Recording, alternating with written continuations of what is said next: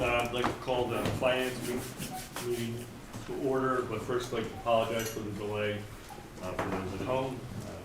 Technical difficulties, but we'll just get started now. We'll go on to public comment. According to policy 903, public comment, which is limited to 3 minutes, should be directed to the presiding officer rather than individual board members, district employees, or members of the public. For confidentiality and privacy rights, specific comments regarding particular individuals must be communicated privately to the school board and superintendent via email at psdschoolboard@pembridgetown.org. We have one public comment tonight. Janelle Montague.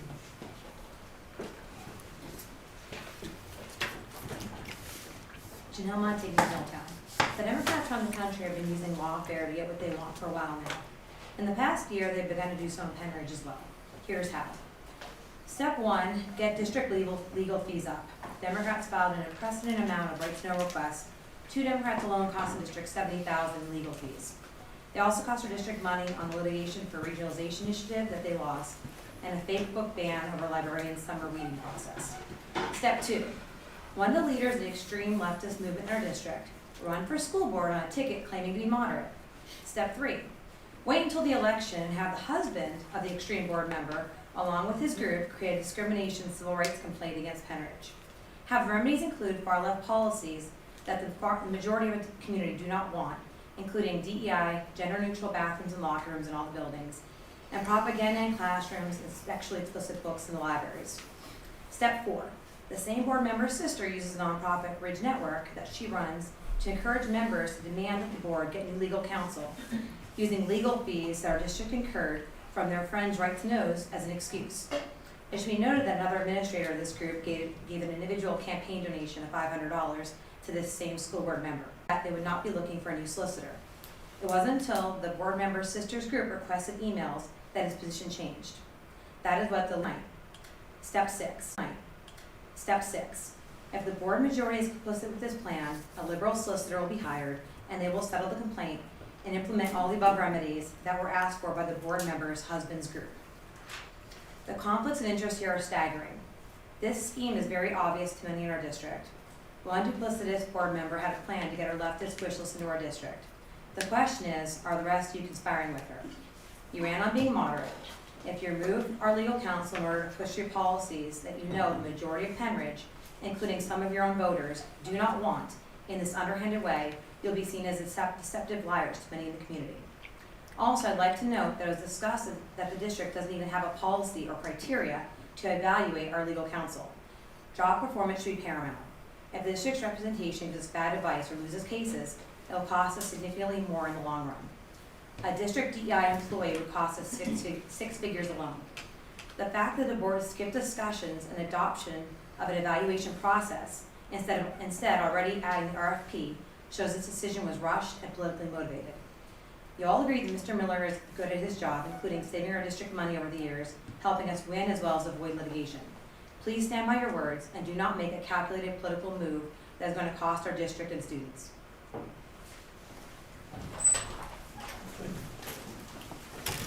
Moving right along, first item on the agenda, the 2023 financial report.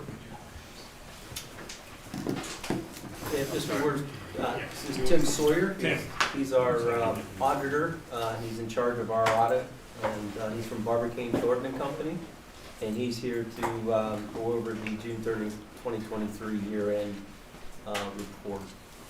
So, Tim, turn it over to you. Thank you, Sean.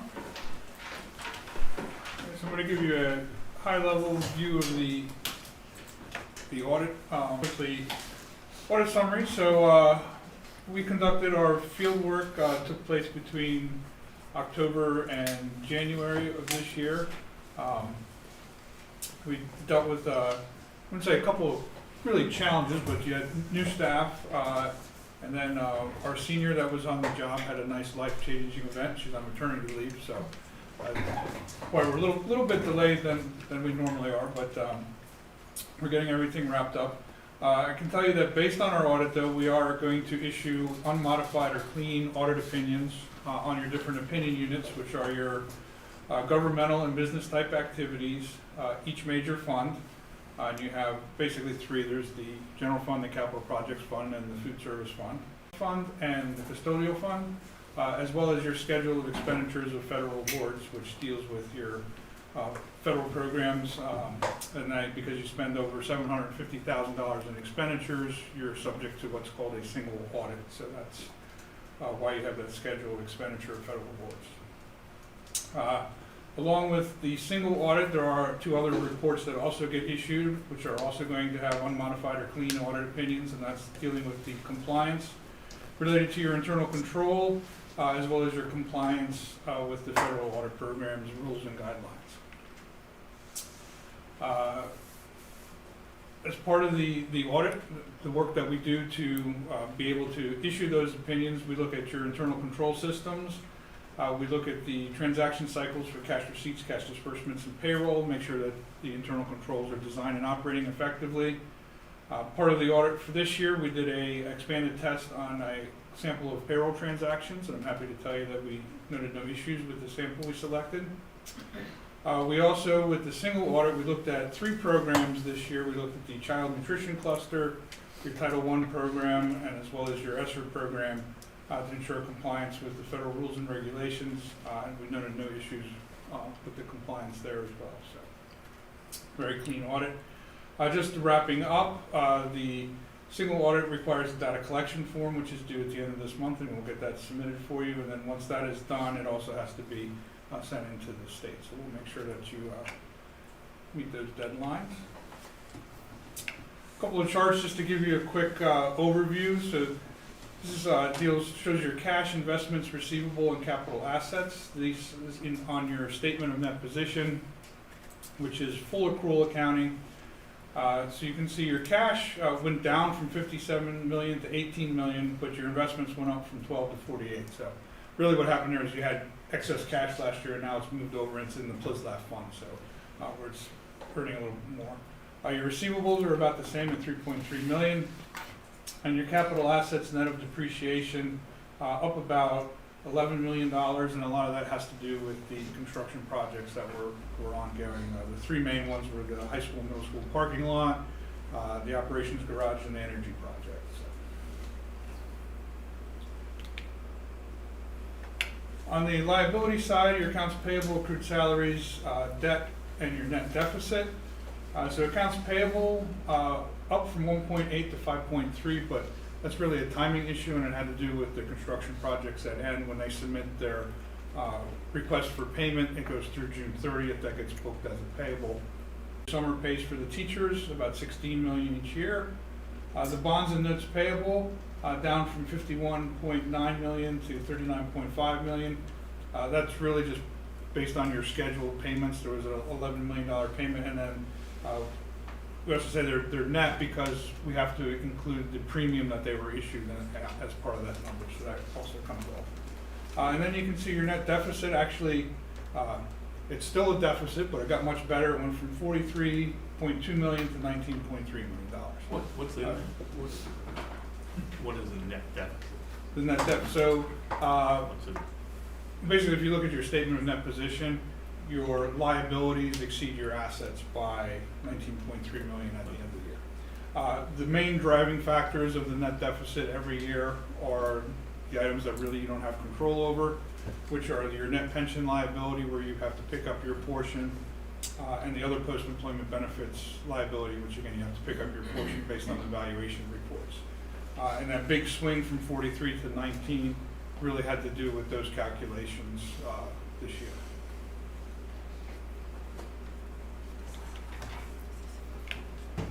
On the fund level, if you look at your general fund, you had about $16.7 million in fund equity.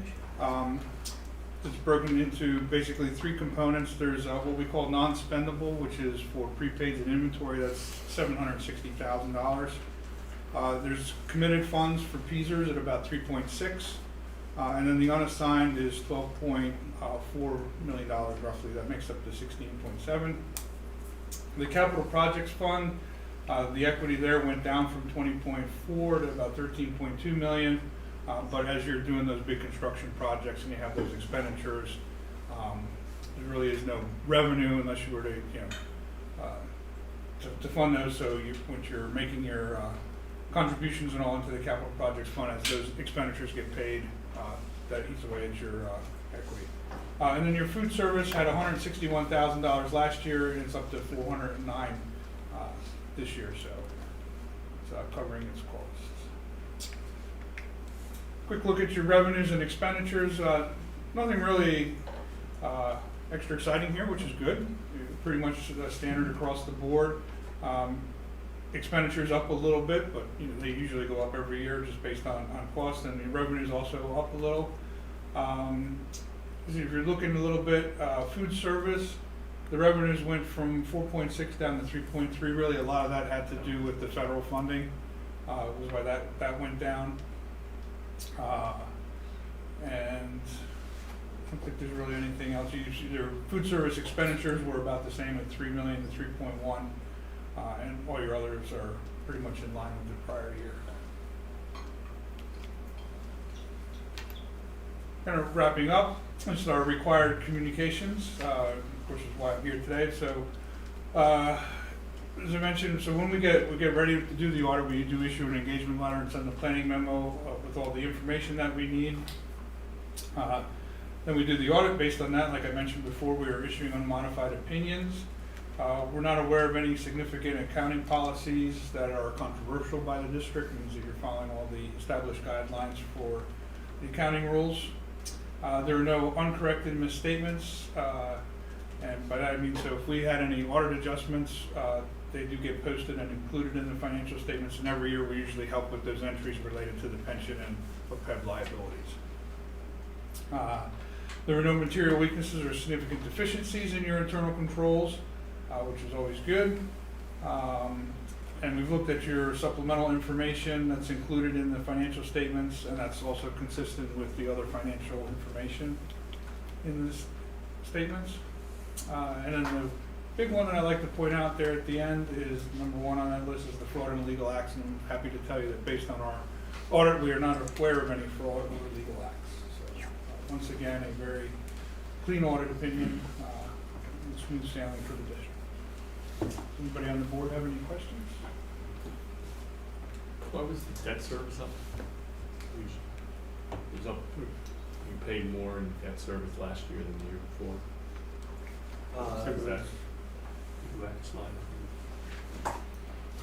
The year before, we would have had a refinancing, Oh, yeah. and they had an impact on our total amount we paid that year.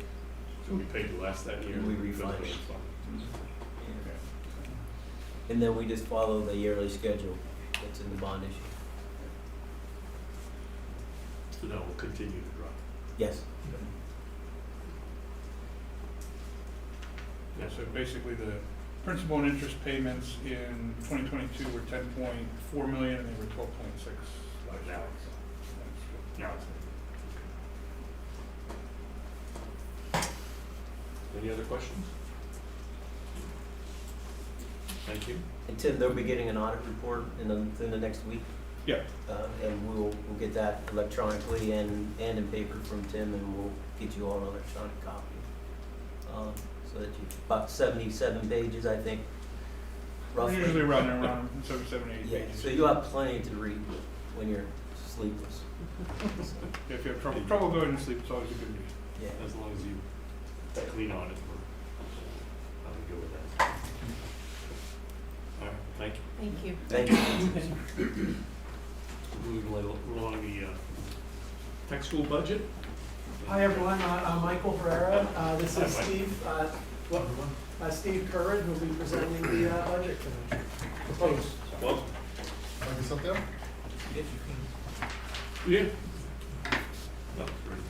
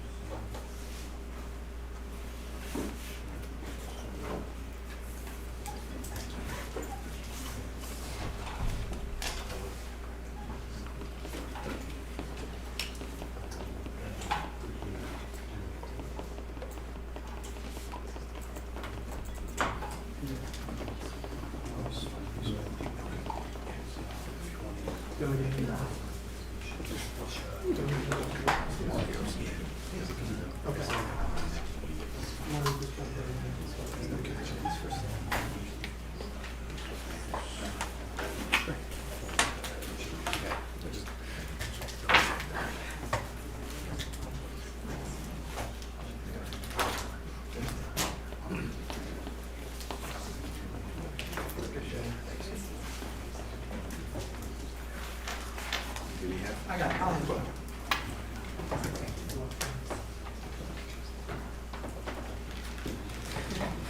Thank you all for having us tonight to discuss the 24-25 proposed budget. I won't read the slides for the sake of time. We're just getting into where the rubber meets the road. Basically, the 11.9 million spending plan that you see on the screen. Revenue, all revenue sources coming in a little short of 11.6, creating that 318,000. And a change from the prior year, a little less than 1%. Basically gives you a snapshot of the history back to 1920. Again, you can see that the top left, 11.9 expenditure, and 11.6 revenue, creating that 318,000. Gives you this basically the pie chart and where the majority of instructional services are to support, which I'm sure mirrors your district expenses as well. The majority always being salary and benefits.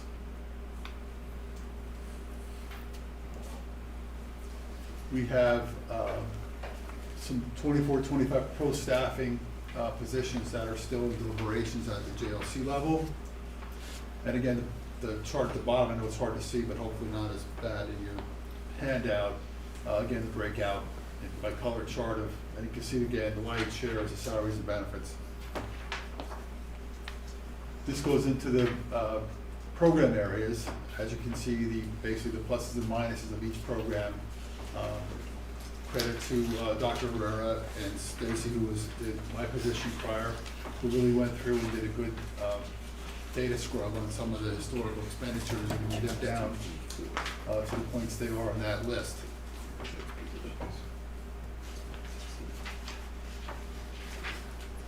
And no secret, the majority of our revenue is from the three schools, so that 80 and 83% you see on the screen, and a little bit from the state and federal level.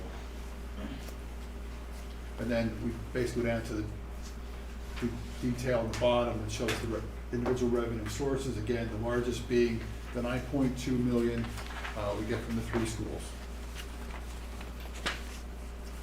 We have a slide here about the governor's budget highlights come out in February. And the next slide shows where our fund balance is at this time, 3.2 million. As you can see the breakout there.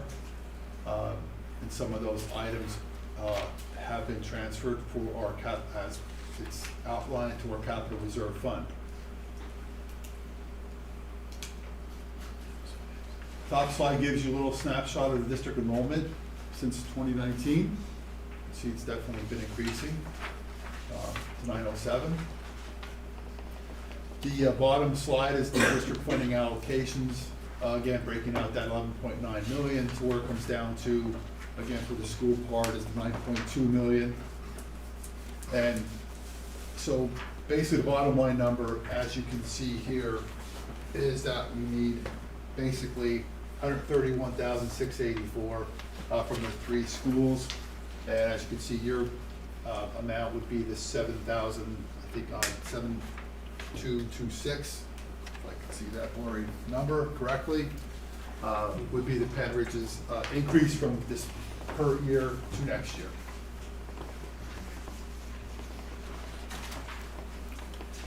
Then we have our, again, budget and funding history through the years.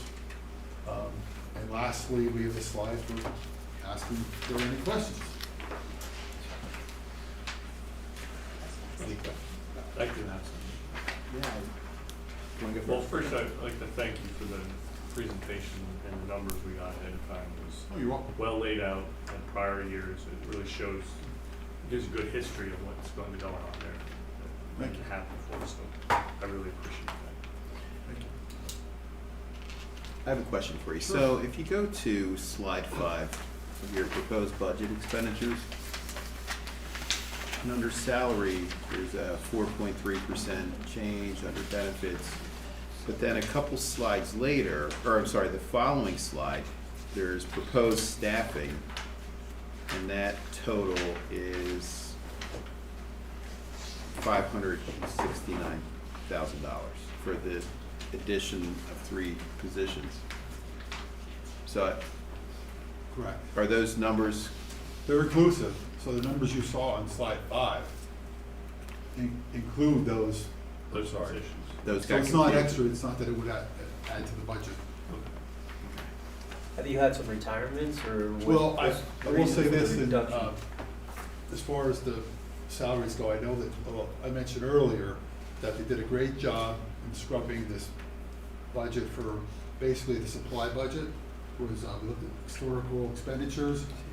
So really, the 300,000 you see in increasing in salaries really was, as you can see, the other line items were the 228, almost 229,000 in supplies.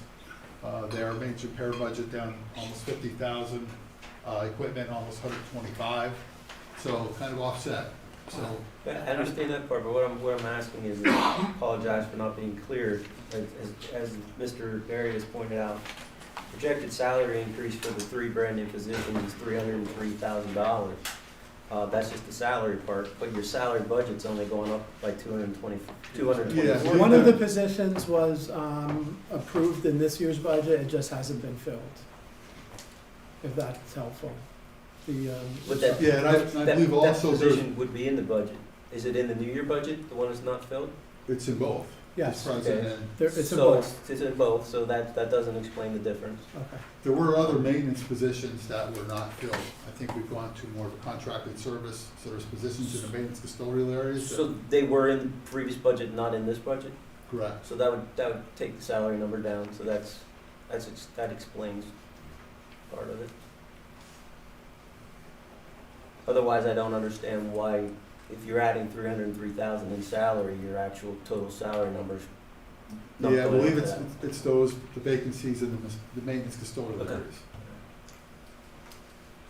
Where did the savings come from supply?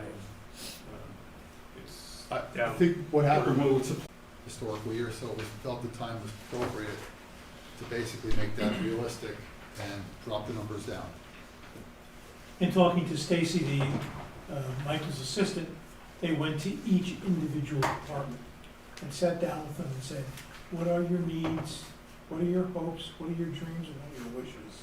And when they got through that, they said, what's reality? And they always got a bottom line number. That's the reason why you're seeing it. Well, it's good. And That's it's the way it great. should be Yep. done. That same for all, because there was a bunch of them where it dropped throughout in the detail of the other presentation. Yes, I we think- also benefited from the equipment line item from the state that went up from, we got equipment that helped us too. The state line item went from 5 million to 15 million. So we're very aggressive in going for grants and everything too. Is that what brought down the computer network so much? Well, this is and it's a second year program, so most of the costs were last year, one-time costs.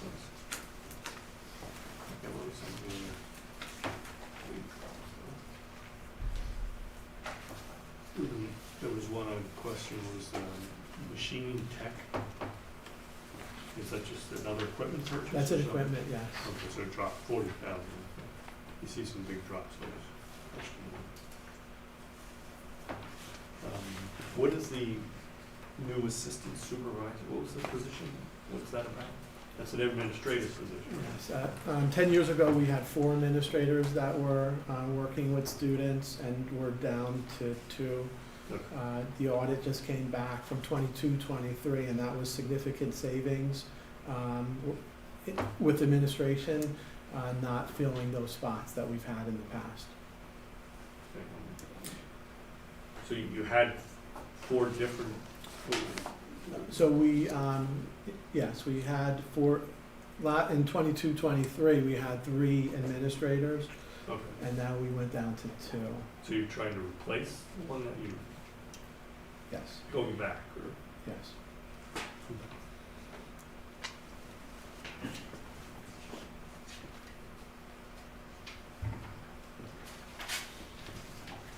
Any other questions for us?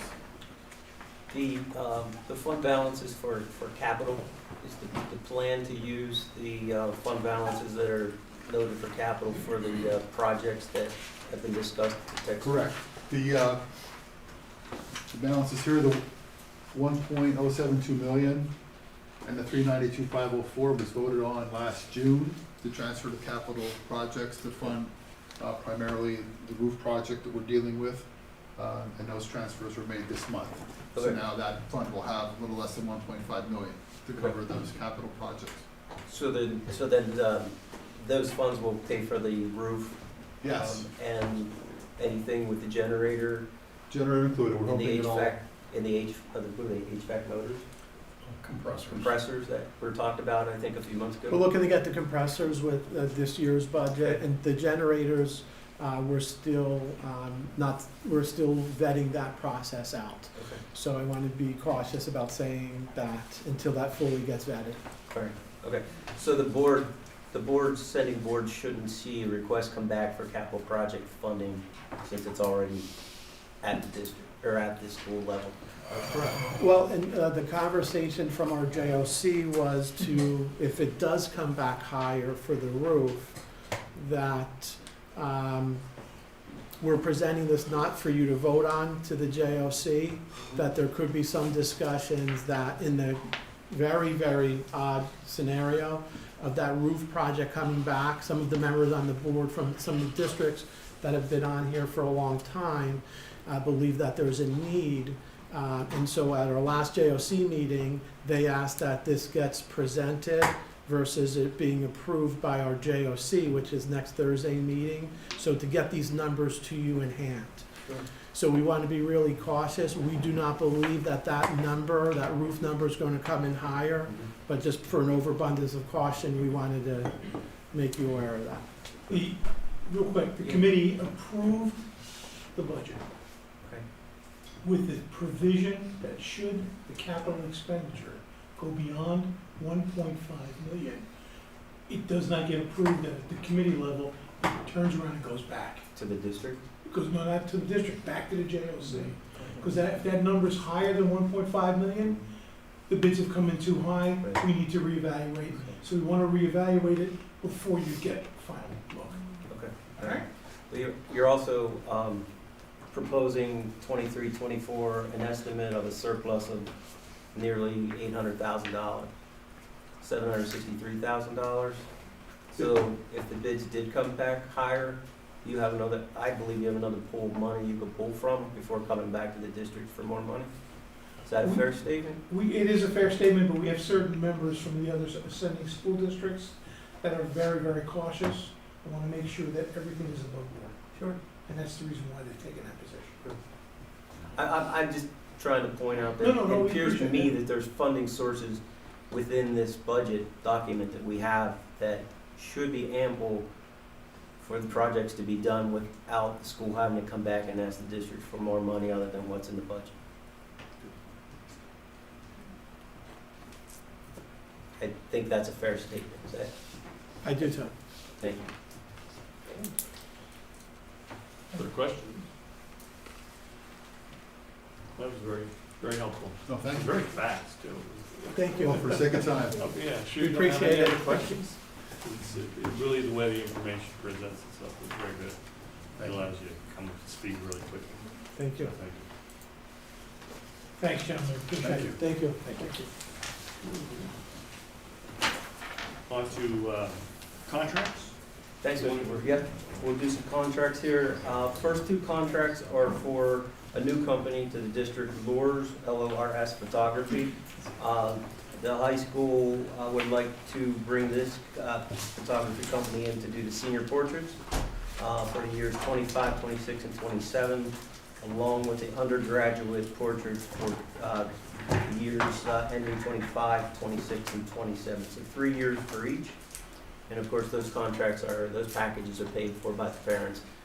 Parents choose which pictures they wish to have or not have. and this company will provide the portraits for the yearbook.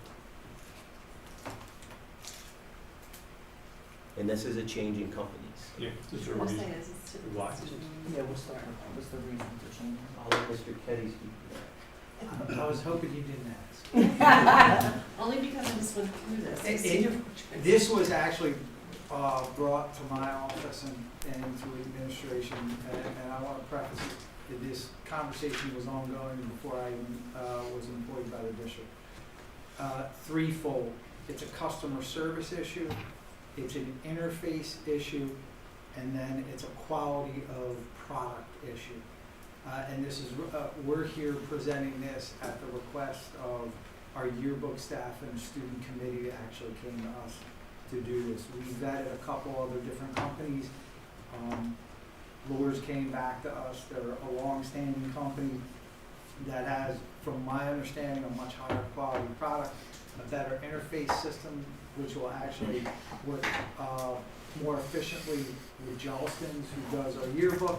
Additionally, what we're looking to do is actually get almost like a digital ID so that the students have them, so we'll be able to track students prior to their pictures, but they'll be able to use their IDs from the year prior once we get going. Are they a lot more expensive or? No, they actually, from a rebate standpoint, they match the same that Life Touch does. It's my understanding that the senior portraits are very comparable. They're a lot of money no matter how you look at it. Right. And then the undergraduates, I think there was a slight increase, but due to the better quality that's been portrayed to us, we think it's a good trade-off. But it's really a customer service issue. We're having a hard time working with Life Touch to schedule active shots for sports, for the senior portraits, and why we just are looking to expedite this is so that we can get them in place to ensure that the senior portraits are going off and that we have the ability to schedule with them. They're going to provide us with a customer service representative who just deals with us. I do know in years past, it's been very difficult, not only for the athletic programs, but also for our yearbook to get anything done, because they're having a hard time getting in contact. I will say that we are under contract with Life Touch for next year for these pictures. We will be breaking that contract.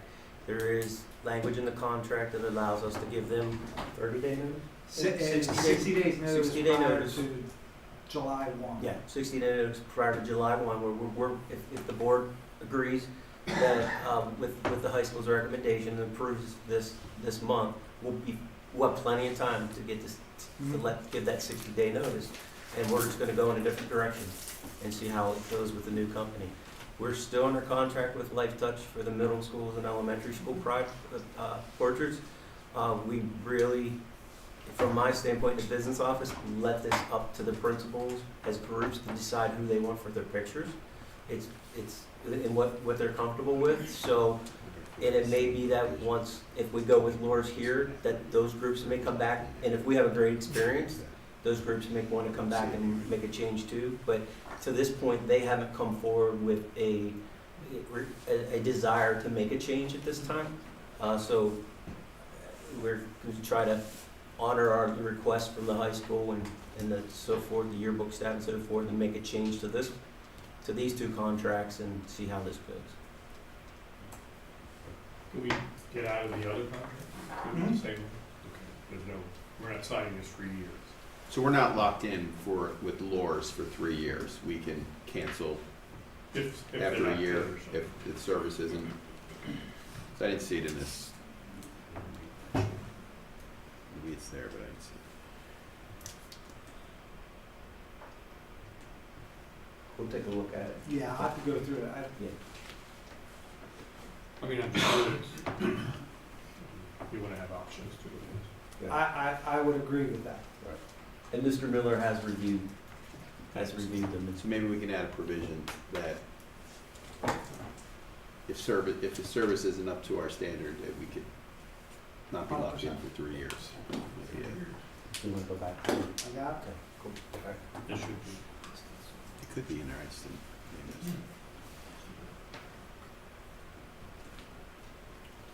Okay, Yeah. those two? All right. Next contract is Lehigh University for the junior prom, $2,400 facility fee, a $3,000 services deposit. The next one is Solara Cerise. This is a Something in the Lehigh, I had a number of people say that's too far for the junior prom for kids drive. okay. And I know we can't do anything for this year. Thank goodness Mr. Kenny's here. Was it? Thank goodness Mr. Kenny's here. I They do vote, know, do they vote on that? The class votes on where they wanna go? they do. Oh, And it's my understanding that we're contracted out. I know that the sophomore class was just making their arrangements. Because some parents said the it's too far. difficult part is, it's easy to say that, but we're scheduling 2 years out. Really? Yes. These places build up, and again, I'm the new guy, but I heard the facility is fantastic and that Awesome. everybody's really enjoyed that experience. Okay. The next one is also for the junior prom. This is for a photo booth for the kids to take pictures in. Letter E is an annual contract, Harleysville Party Rental. This is the chair rental for graduation rehearsal that we have at the high school. Cost is $1,142.50. F is EBE DJ service. Again, this is for the junior prom. Cost is $1,250. Then we go to letter G. We have a Learn Well for educational services for the student. Again, these are $57 per hour, and these are students that are placed in medical facilities. And Learn Well provides the required state required education for those students, and it is up to us to pay for that. Letter H, Access Security Corporation. This is fire alarm monitoring for next school year. $50 per month per location for 11 locations. This is a new company. New company, yes. This is a new company. And I is Access Security Corporation, same company, for burglar alarm monitoring for next year. And we have the cost and locations listed there on page 3. Again, new company. Correct. Looking for some different vendors, quality and cost.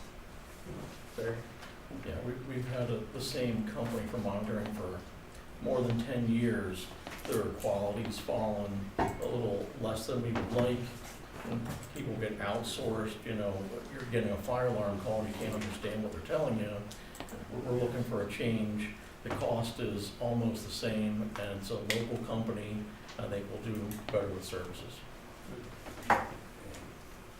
The next contract, letter J, Johnson Controls Fire Protection, fire alarm testing and inspection, 3-year contract, $60,000 for each year of the 3-year contract. Any questions on those? Okay. With the Johnson Fire Protection, that's just testing and inspection. Right, this is fire alarm test and inspect, the required annual inspections and testing. Right, they're not changing any equipment. No, just test and inspect, report.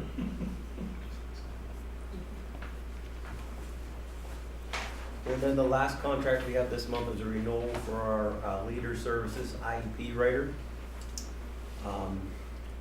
It's May through May. Cost is $26,574, which is a little bit lower than the current year, which is amazing. We're not seeing too many things that go down or stay the same. So those are our contracts this month. Any questions? Okay. I All guess right. it goes right back to you again. Yeah, we're gonna jump into start our budget process, our budget review process. This month, we're gonna do 3. We're gonna have transportation tonight, and Ms. Kraus is here. And she's gonna do that, and then Mr. Harper will do operations, and then I'll do the general fund presentations. So we'll turn it over to Jessica. Hi, good evening. Jump right in. So last year, we had provided service for 73 homeschool routes. The numbers that you'll see over on the right is kind of where we are on an average. We've had to reduce those routes by using outside services such as the IU and some of our private schools were transporting our students. So those were the regular numbers. We are coming back up now. 64 homeless and foster students, those numbers have been growing in our district. 52 work studies and midday routes, so that's for our special needs students that are going outside for different things during the daytime. 6 late bus routes, so that's our 4:45 and 4:30 routes. Athletic and contests and practices, about 564. 206 field trips, and 17 summer routes. Not a whole lot here has changed in our budget.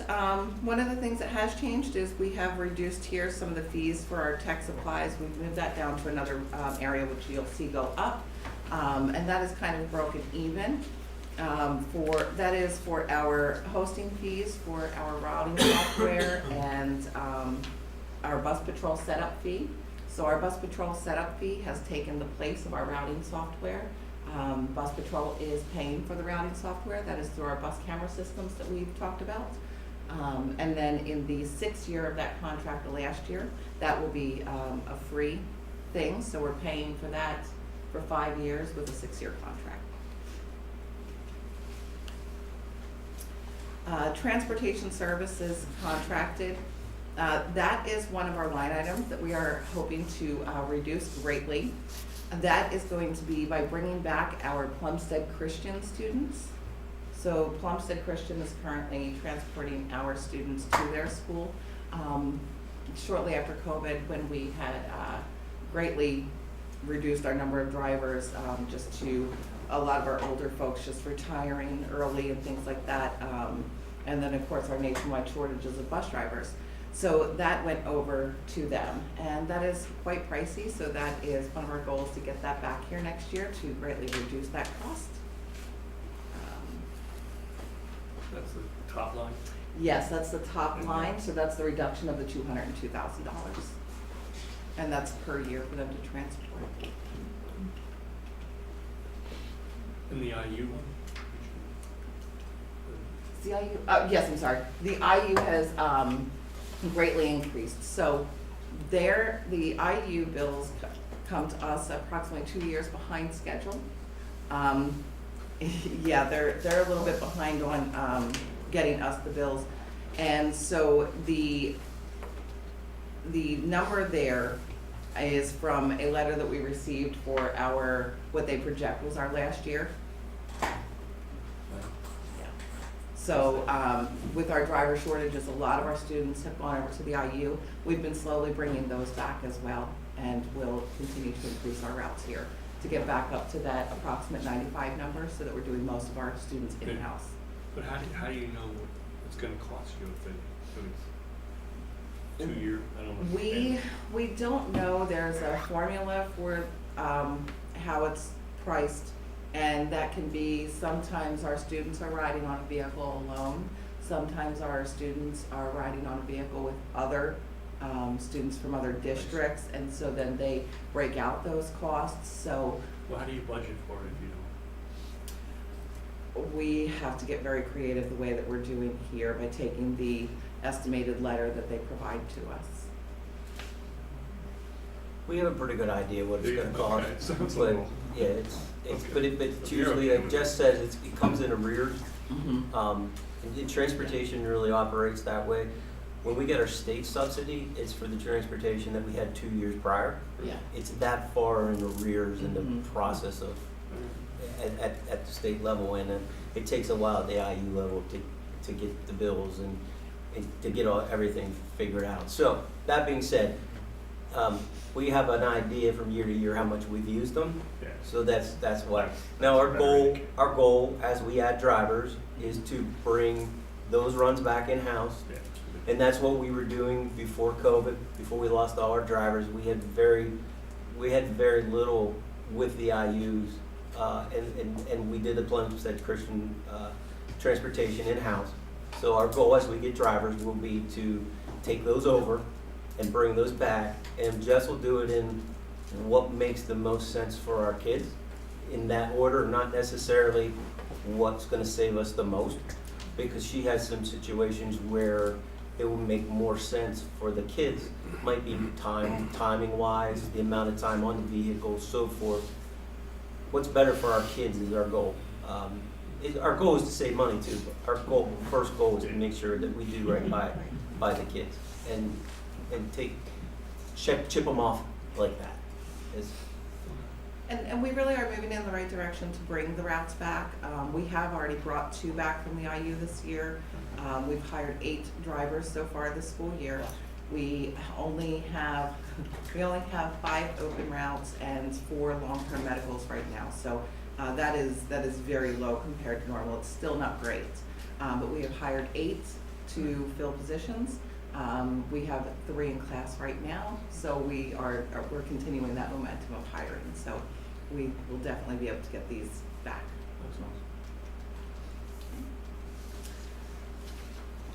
Pretty much everything has stayed the same. The auto liability insurance has gone up, which I'm sure that most of your insurances have seen an increase lately as well. So insurances are going up. That we don't have any control over that line item. Our gasoline, our diesel fuel, that is down. That is down because from last year. Last year, the market was just all over the place. So it was extremely high when we had budgeted last year, and this year it is the world market has come down quite a bit, so we can get a better idea of where we are. So that's where the reduction there has come from. But the gallons projected will be the same. When we bring those back, as we start bringing those back, we may actually go up.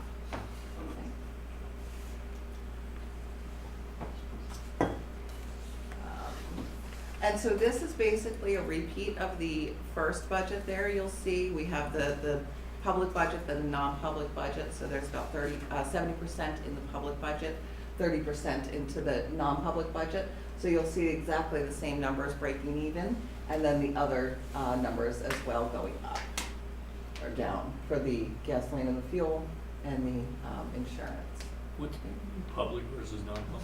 Why is it broken? It's broken out into the 70-30. So, 70% of our budget public, mhm. and then 30% of our budget for our non-public transportation.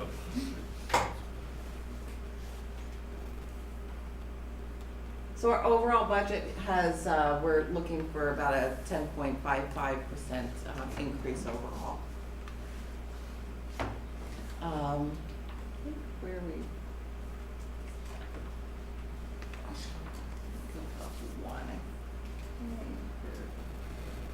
Is that missing a section? I thought? Yes, it cut off there. For the public one. Didn't have- Yes. So we want to get to our, It didn't seem to have the totals on the public on the screen. yes, down here. That's not,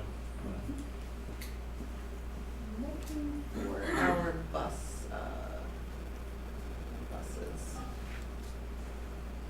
The bus replacement? Yeah, It looks like, yeah, it is cut off. is Page that, 5.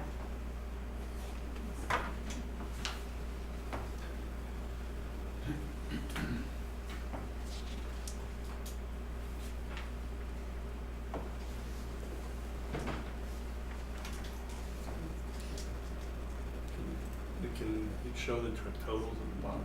Yep, sure Okay, I can. don't know if it's on the screen. It's not moving on. There we go. I think the public ones got cut off in your PDF too.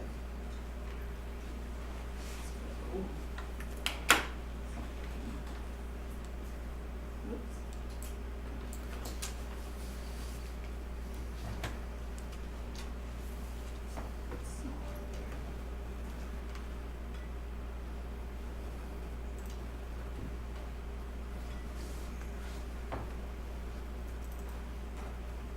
Might be Yeah.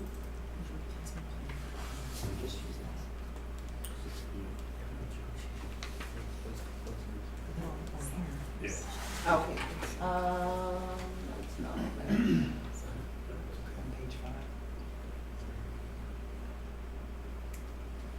one page. I think I might actually be missing They're here.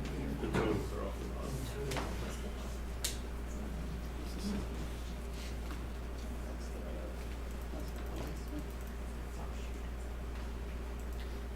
Sean, do you see the capital, I think it's For the- on, it's for the cut off. buses? It says bus replacement.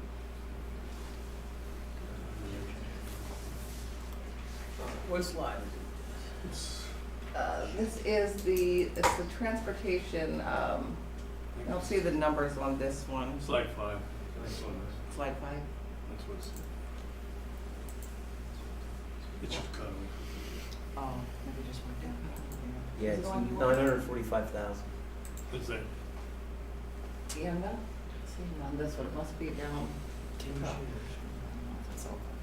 you have it on your Yeah. slide?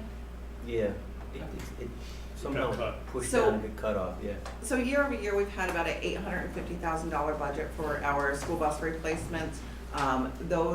Those costs have drastically increased. When I first started buying buses, they were in the $85,000 range. They are now up to 125 to 157, I think it is right now, is what they're projected out for this coming school year. Last year, we were able to get leftover models. We bid 2024, so we were able to get leftover models. And the reason why we bid that year is because our school buses have been taking at least a year to get to us, so they're older when we get them anyway. Plus the cost is higher for the newer ones, so we've gone with the same year model, and we were able to get those much quicker. And so that's gonna be our plan this year as well, to try and keep it as as far on the lower end as we can to get those.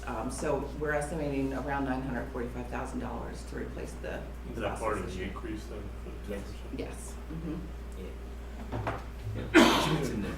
The copy of the whole thing? Yeah. Kind of just cut off. Yeah, Probably it just big cut number. it off, so I'll have Jackie email it out to you, so you can see it on. And it's the same rate you're replacing as you usually do? So the original plan was to replace about 10 a year. And then when the cost of vehicles skyrocketed, that plan has kind of fallen to the wayside a little bit. And then we had a reduction in the budget following COVID, so we got fewer buses. We are back up to last year we were back up to the $850,000. And then this year we're hoping to get the same approximately 6 or 7 buses like we got last year. So we're close and we're on target. I'm gonna go through actually where we are as far as years.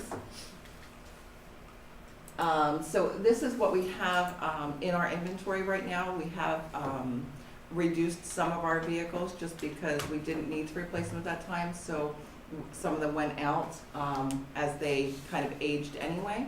And we'll be looking to replace those later down the road as we continue to increase our bus runs back. So we have 76 full-size buses, 1 of the 48 passengers. We have 19 of the smaller 28 to 30 passenger vehicles, 13 wheelchair buses, and 10 vans. Our current fleet age right now, we only have, we used to have very, very old. Now we have 0 that are over 20 years old. We still have 9 that are between 15 and 19 years old. 40 of our buses are between 10 and 14 years old. And then there's the good stuff. We get the most reimbursement with 10 years and newer. So we've got 38 5 to 9 years, and we have 32 vehicles that are between new and 4 years old. Wait, you said there's 27 in March 23? That were. Yes, so this this column over there is March 23. This one is what we have now. We do have less vehicles buses, now. so that's why the number. Yes. Okay. This is what we're looking at as far as our possible replacement plan for this coming year. And you'll notice that some of these buses are 2013 and 14, so they're not quite our older buses in the fleet. However, these vehicles are equipped with the Max Force 7 engine, and they are extremely poorly made engines. They're not lasting, and quite a few of those, 2191 and 110, I know that their engines would need replacement. So the cost to replace the buses last year, the engine was about $26,000 for the last engine that we replaced. So we don't want to put that money into those vehicles to replace those engines when our older ones that we're using as spares right now are running much stronger, and they're not taking the wear and tear monies that these vehicles are. So that's why we're looking to replace these first. And then you'll see in our projected replacement next year, some of our older ones, those are the ones that are projected to go out after that. Any questions? Well, I just want to, we toured the facility you guys have there, and it's very impressive and very clean and well maintained. It's amazing to get a chance to see it, so. And a lot of camaraderie there with a lot of people really enjoying what they do. It's a great place to work. I love my job. It's good to hear. The 564 for the athletic, that includes what we've added for middle school baseball? Yes. In there? That's in there as well. Yep. That's all of our sports trips. It's good to see that number, how big it is. I didn't really how many trips there are. Yeah, they go quite a bit. We keep Tracy very busy. Other questions? Thank you, Jessica. Thank you. Sorry for those cut-offs there. No, no.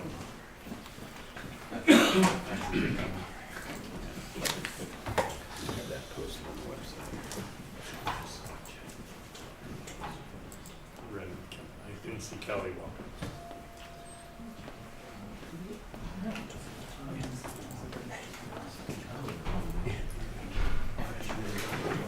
Okay, so this is the proposed 24-25 operations budget. A large component of my budget, it's just under 10%, is what's called the non-routine budget request. Every year, I send a message out to all the schools, the principals, and ask them what are their priorities in their schools. And typically, it could range, and I have some examples of what these are, but it could be anything from stage curtains, furniture, flooring, those sort of things in a building that principals have a need for their building. So the middle column is the total request, so $734,000 for the request, and I need to fit that into a $300,000 budget. So going through prioritizing and safety, security, and those sort of things, get priorities, and try to distribute the balance between the buildings to some degree. And you'll notice Grass Elementary, for example, they didn't submit a request on time, or actually didn't submit any. Transition into principal and things like that is likely why that happened, but these are the numbers that fit into various budgets throughout this. That's why I show the slide first. But some of the examples are student desks, some different tables in classrooms, teachers' desks, other type of furniture in buildings. Again, flooring and things. A popular request, especially during COVID, was water bottle fillers. That's still a recurring request to add them rather than using a drinking fountain. We typically retrofit a drinking fountain for a bottle filler. There still are a few blackboards in the district, so there's requests to convert whiteboards to blackboards, or some that are not in that great of shape to replace the ones that are out there. Also, another popular request is digital radios. These radios, they communicate throughout their own buildings. We have a channel that will also communicate out district-wide if there's an emergency. We do monthly tests on that to make sure if there is something going on in the district, that every administrator and other people in the buildings can communicate. Some other requests we have, adding more cameras and card access. We have pretty good coverage for cameras and card access. We're actually using a grant right now, adding cameras throughout the district, but there's always additional requests for blind spots and things like that that principals want to include in their budget, as well as more doors. Could be, all of our primary doors are covered with card access, but places like playgrounds, athletic entrances, those sort of things that we control rather than prop open a door are why some of these requests come about. So again, fitting $735,000 to a $300,000 bucket is a challenge there, and they will fall throughout some different areas of the budget that we're gonna get to shortly. So to familiarize you with my spreadsheet, these are all the 2600 budget. So the first two blue columns are previous year's actual budget expenditures. The gray column is the current year's budget. The blue, or the green column is the requested budget for next year, and orange is the variance between this current year and the requested budget. I'm primarily gonna talk about the ones that have the budget variance. If you have any questions along the line, I've tried to make these as big as possible so you can see the numbers. But the first one with the budget variance of $75,932, this is our general property liability insurance. It's gone up $75,000 from last year. This is what our quote is. Sometimes the actual number may come in a little bit higher or lower, but that's a quote that we have for our liability insurance. Is that the same, is it bid out or? So it's something the business office gets quotes for us every year. I'm not sure what their process is, but I'm sure they go out at different vendors and get us pricing. Your broker? Yeah, with Brooker, Willis, Towers, Watson. He shops it. They shop it. What's driving this is replacement value. The replacement value, they come out and assess value to all of our properties every year.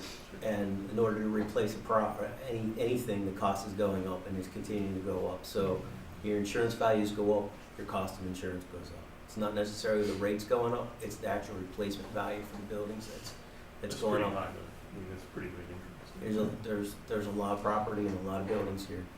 Right, just like our capital projects, the price of everything goes up, so if we had some damage, it makes sense logically that it's gonna cost more to fix something. I think is one driver for that. But again, it's our broker's getting us the best price we can.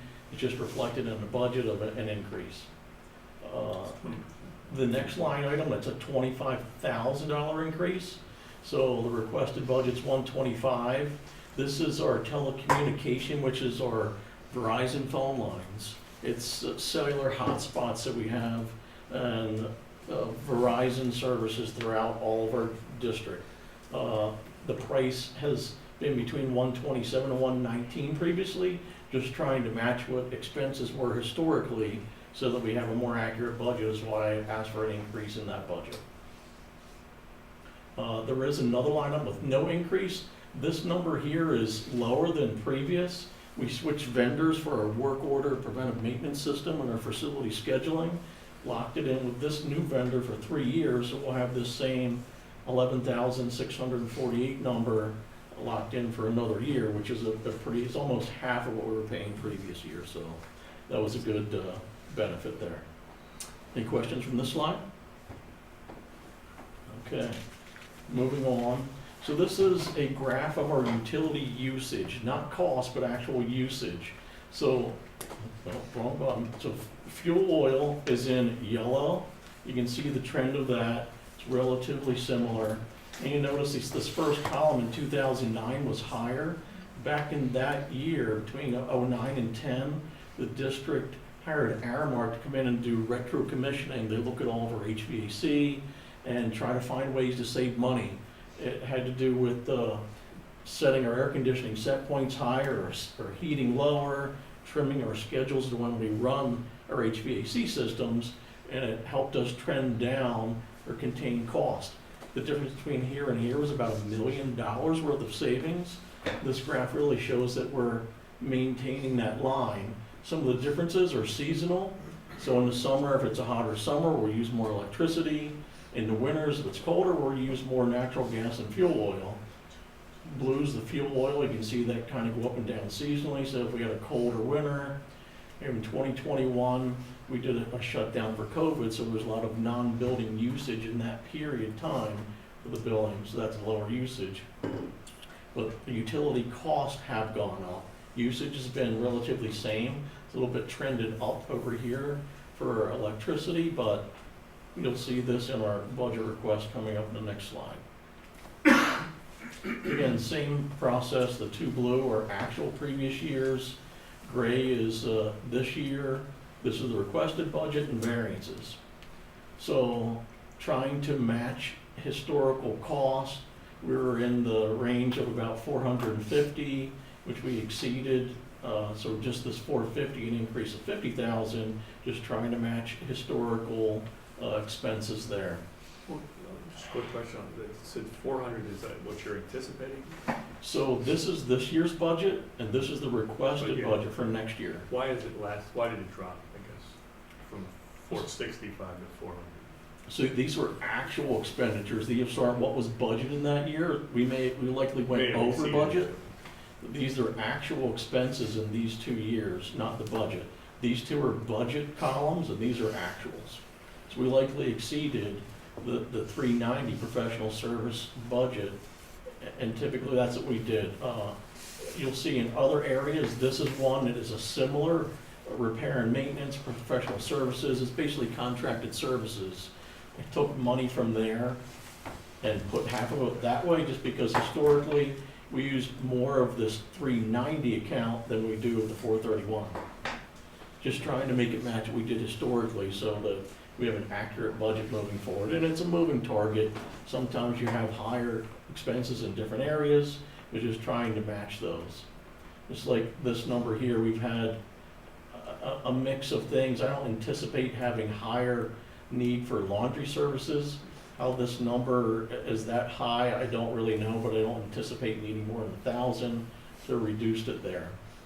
And same again with this reduction. I believe that 25,000 belongs in this category, just moving along, trying to match it more closely to actual. The next one with a variance is general supplies. This is anything from cleaning chemicals, repair parts, furniture. A lot of those non-routine budget requests typically come out of the 610. But again, historically, we've been spending almost 600,000, just trying to match that. The budget last year, we obviously exceeded it, so just trying to match that historically. The next few are utilities, the natural gas. Getting closer to actual, we were pretty close to 270 previously, so made the budget that so that it more closely matches. Electricity, this is one, whether it was a hot or summer, we certainly spent a lot more money. 925 was my medium number between that, trying to match it, so I asked for a 25,000 increase in that. The next one's a reduction of 39,500. This is fuel oil. Several of our buildings use fuel oil exclusively for heat, and this is through the Bucks County Intermediate Unit, a cooperative bid. They got us a really good price. I believe it's $2.47 a gallon for fuel oil. If you have fuel oil at home, you know that's a good number. We have a commitment, and I'm just trying to match the commitment, the price times the gallons, and that resulted in a reduction of almost $40,000. The next one's gasoline. This isn't for buses. This is typically for our lawnmowers and things. Just trying to match what we have historically between 5 and 7 to be a little more accurate. So it was a reduction of $2,000. Some of the last two here, capital equipment. So this is adding money to replace some custodial equipment, vacuum cleaners, floor scrubbers, those sort of things. A lot of older equipment in the district, trying to maintain and make sure people have what they need to keep the building running and clean. The next one, so that was new, and the other was replacement. So replacing things like batteries in our auto scrubbers and those sort of things. A slight increase of $2,000 there. The last line item is dues and fees. There's an increase, actually DEP and EPA have increased our permit fees. So just to operate the boilers for this campus requires an additional $4,000 permit fee that we have to pay every year due to a new change in their requirements. So there's an increase in that. Any questions on this slide? Okay. The next component, you'll see another slide like previous. So every year we look at replacing grounds equipment. So this is grass cutting and snow removal. So the lines that are highlighted are the areas that we're looking to replace them, and you'll see that in the spreadsheet on the next page. But at Guth Elementary, we actually have a 1993 30-plus-year-old piece of equipment that they've managed to keep running. It is the oldest in our fleet. It's definitely time to retire that. At North Middle School, they have a 2010, and at South 2012, some older units. They get a lot of hard wear, and you can see they use them for both grass and snow. So they're important pieces of equipment that they need to have functional, along with all the other equipment. But those three on this page is what we're looking to replace. You'll see in the next slide. This is an example of that 1993 piece of equipment that they used to cut grass, plow snow. Not all of our, this is a really old one, and this could be a photo from a previous year's slide as well, but that's just a representation of what one of these pieces of equipment looked like that they used to cut grass and move snow off the sidewalks. So same spreadsheet format, actuals, current year, and requested budget. So the variance for the first, I'll talk about it. The first line item is a reduction of 3,000, just trying to get closer to actuals. This capital equipment new, so this is the replacement equipment. We was talking about the tractors. These tractors, see if I have the number here. One of those tractors, I believe, are $65,000. So it's 2 tractors and 2 zero turns are what we're looking to purchase. And that comes out to $180,000 to replace those pieces of equipment that are in poor condition. The next line item is athletics general supplies, trying to match actuals here. I think the reason you see a disparity between these two is some of these supplies were taken out of a different 610 account, but we truly do use at least $10,000 worth of field paint for lacrosse, football, baseball, all those things. We paint lines for athletic fields. It's infield mix, topsoil, all those sort of things go into that category. Equipment maintenance, again, there's a reduction of $4,000 here, just trying to see match more actual and general supplies. It's parts to repair some of those pieces of equipment as well. Questions on that slide? Getting close to the end. So similar with the equipment, we have at least 12 maintenance vehicles that our guys use throughout the district. They use them for plowing and transportation, hauling things around the district. Every year we like to have one that's in bad condition or fair condition, replace that so that we have a vehicle that can do the plowing throughout the district. So this year, with 2007 GMC pickup that's in fair condition, and I have a photo of it on the next page. That's the one we're asking to replace this next year. This is a photo of what this one looks like. The picture doesn't really do it justice, but there's a lot of rust in this. Starting to have some mechanical problems, having reliability to be able to plow snow and get our guys between the district is why we've replaced this truck. We may end up keeping this, but the primary use would be replaced, and this would likely be a backup truck for us. I wouldn't trade this one in at this stage, but this is one that we would want to replace. The info's in this slide, same format. That one falls into this line item here. A truck of that type with plows, about $85,000 on a co-source bid. And the additional money is putting a new stainless steel dump body for salting on one of our older trucks that's rusting. And that's an increase request in that line item. Line item here, this is another insurance quote, $28,000 for automobile liability insurance. The next line item is for vehicle supplies. That's for repairs of our vehicles, that our bus mechanics do repairs for our vehicles. And the last 2 line items are reductions, $25,000 reduction. Actually, both of these line items are being transferred to Mr. Palmer's budget.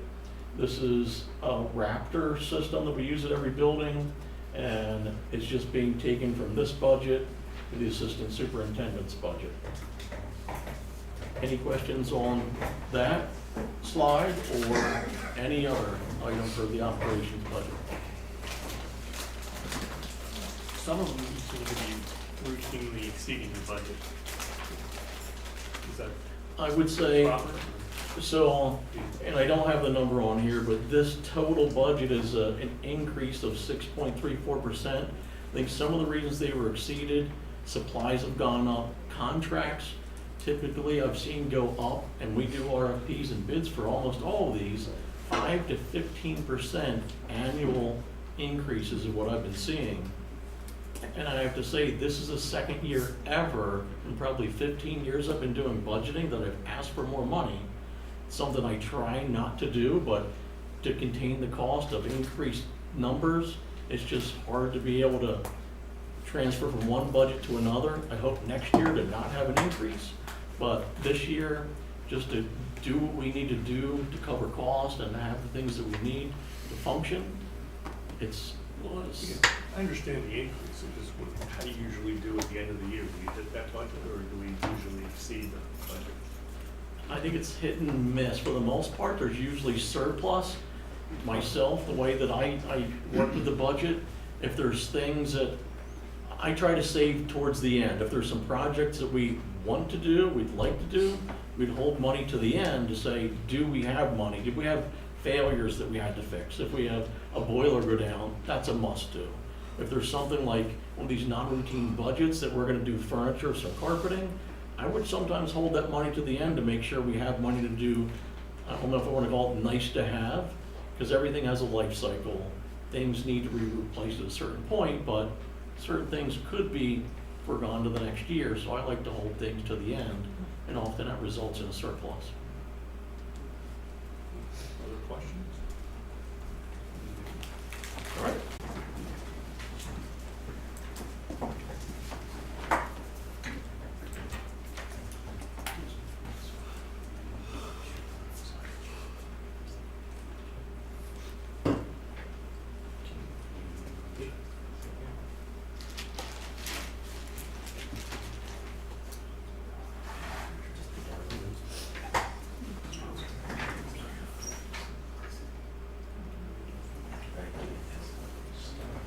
All right, how's everybody doing? So tonight we want to take a look at the 24-25 proposed final budget. You've just heard Kelly and Jeff do a more detailed budget, and those department budgets, there'll be a few more of those next month, and then a few more the following month. But those particular departments we pick out and we ask them to come in and really kind of give you a more of a line item view of what the budget looks like. What we'll go over is more of a high level budget. There'll be details, but we won't go down to like a line by line item like their budgets are.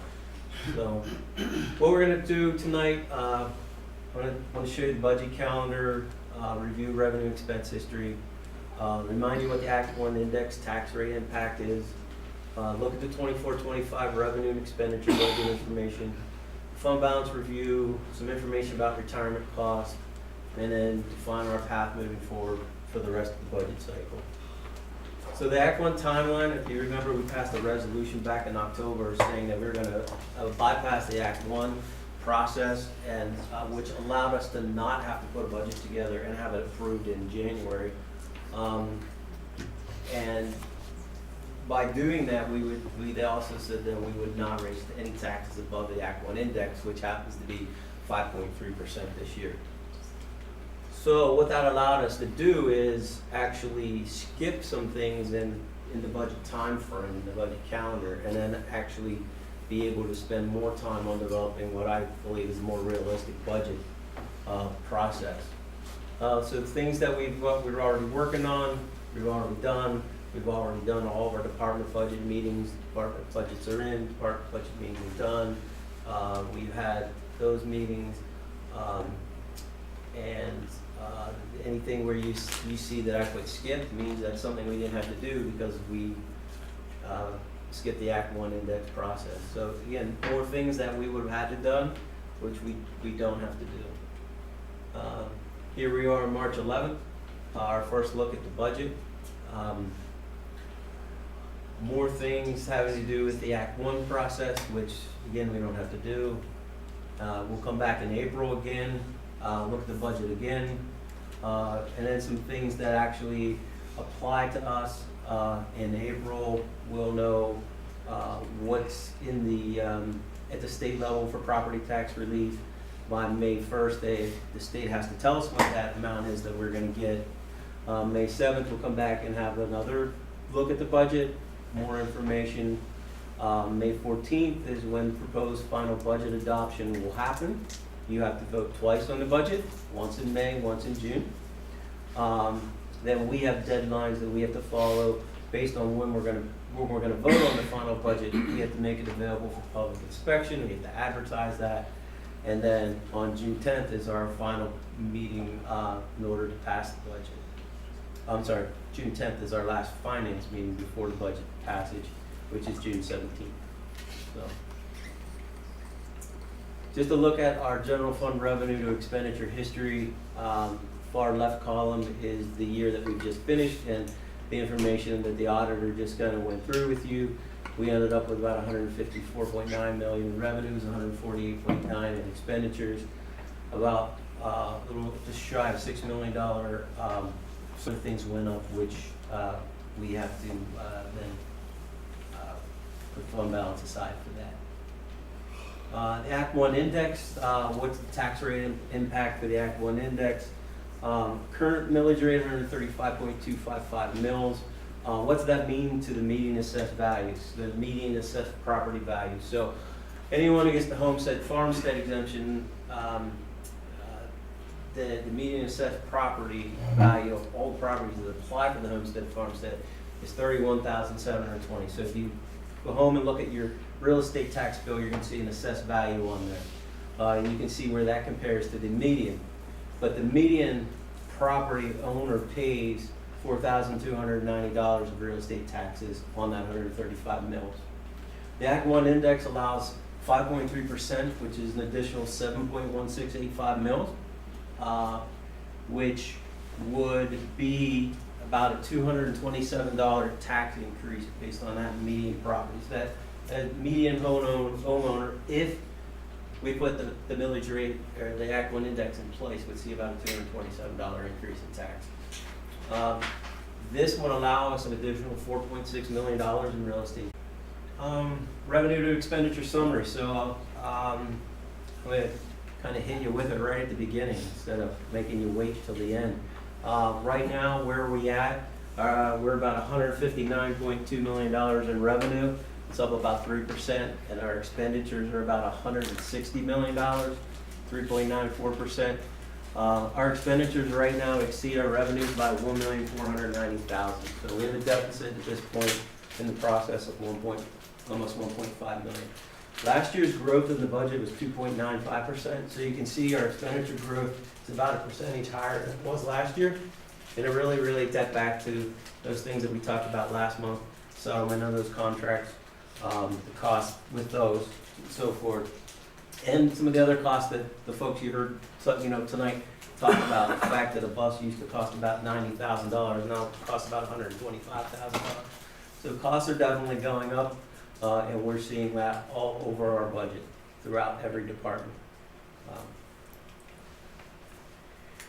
So revenue side. So we'll start with revenue, the high level summary.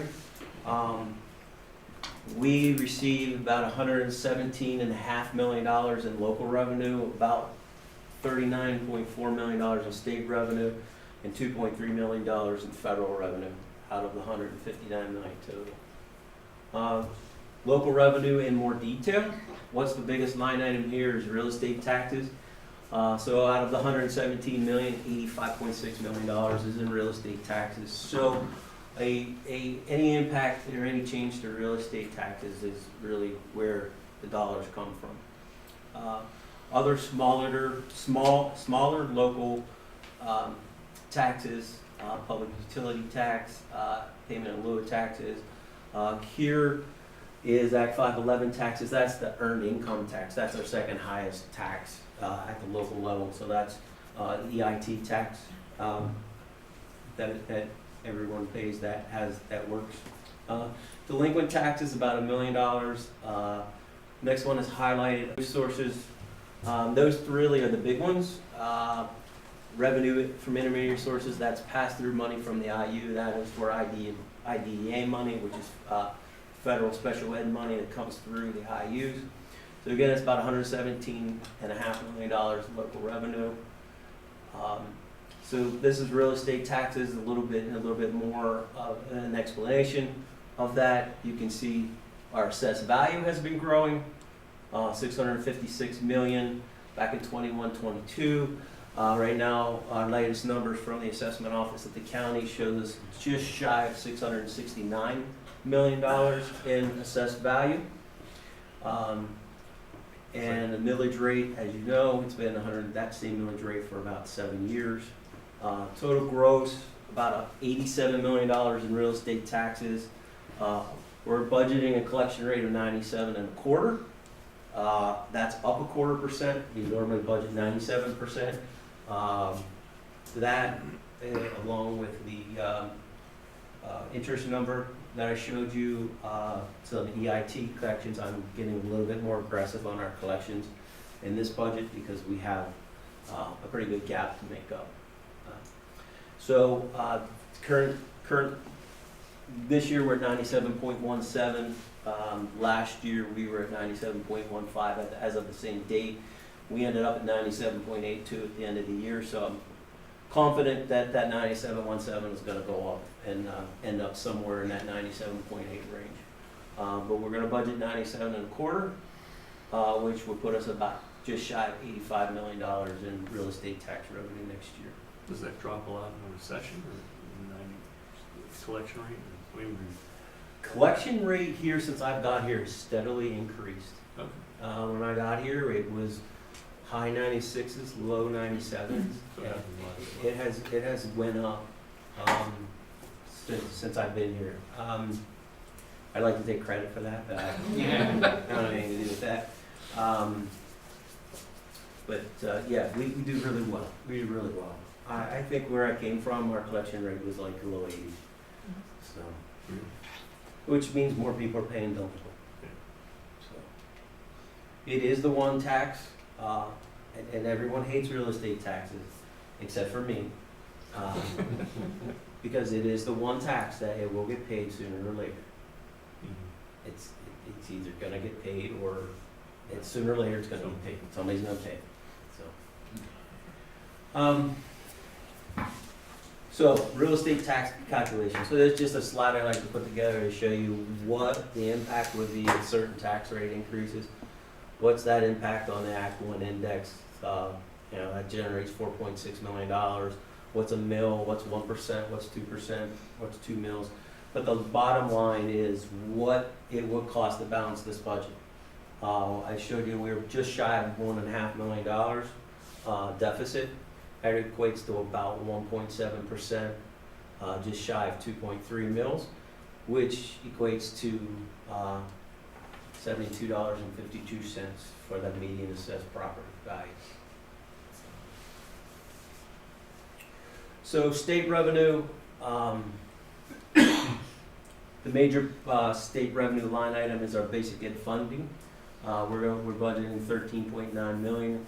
It's about $1.5 million increase. Last year we did not budget the state increase. So this $1.5 million is a combination of two things. It's last year's increase, which we didn't put in because we didn't really believe that the budget was going to happen, or we were going to get what we were told we were going to get. We didn't put it in. So a couple minutes ago, I told you I was getting more aggressive with revenue projections, and I am here too.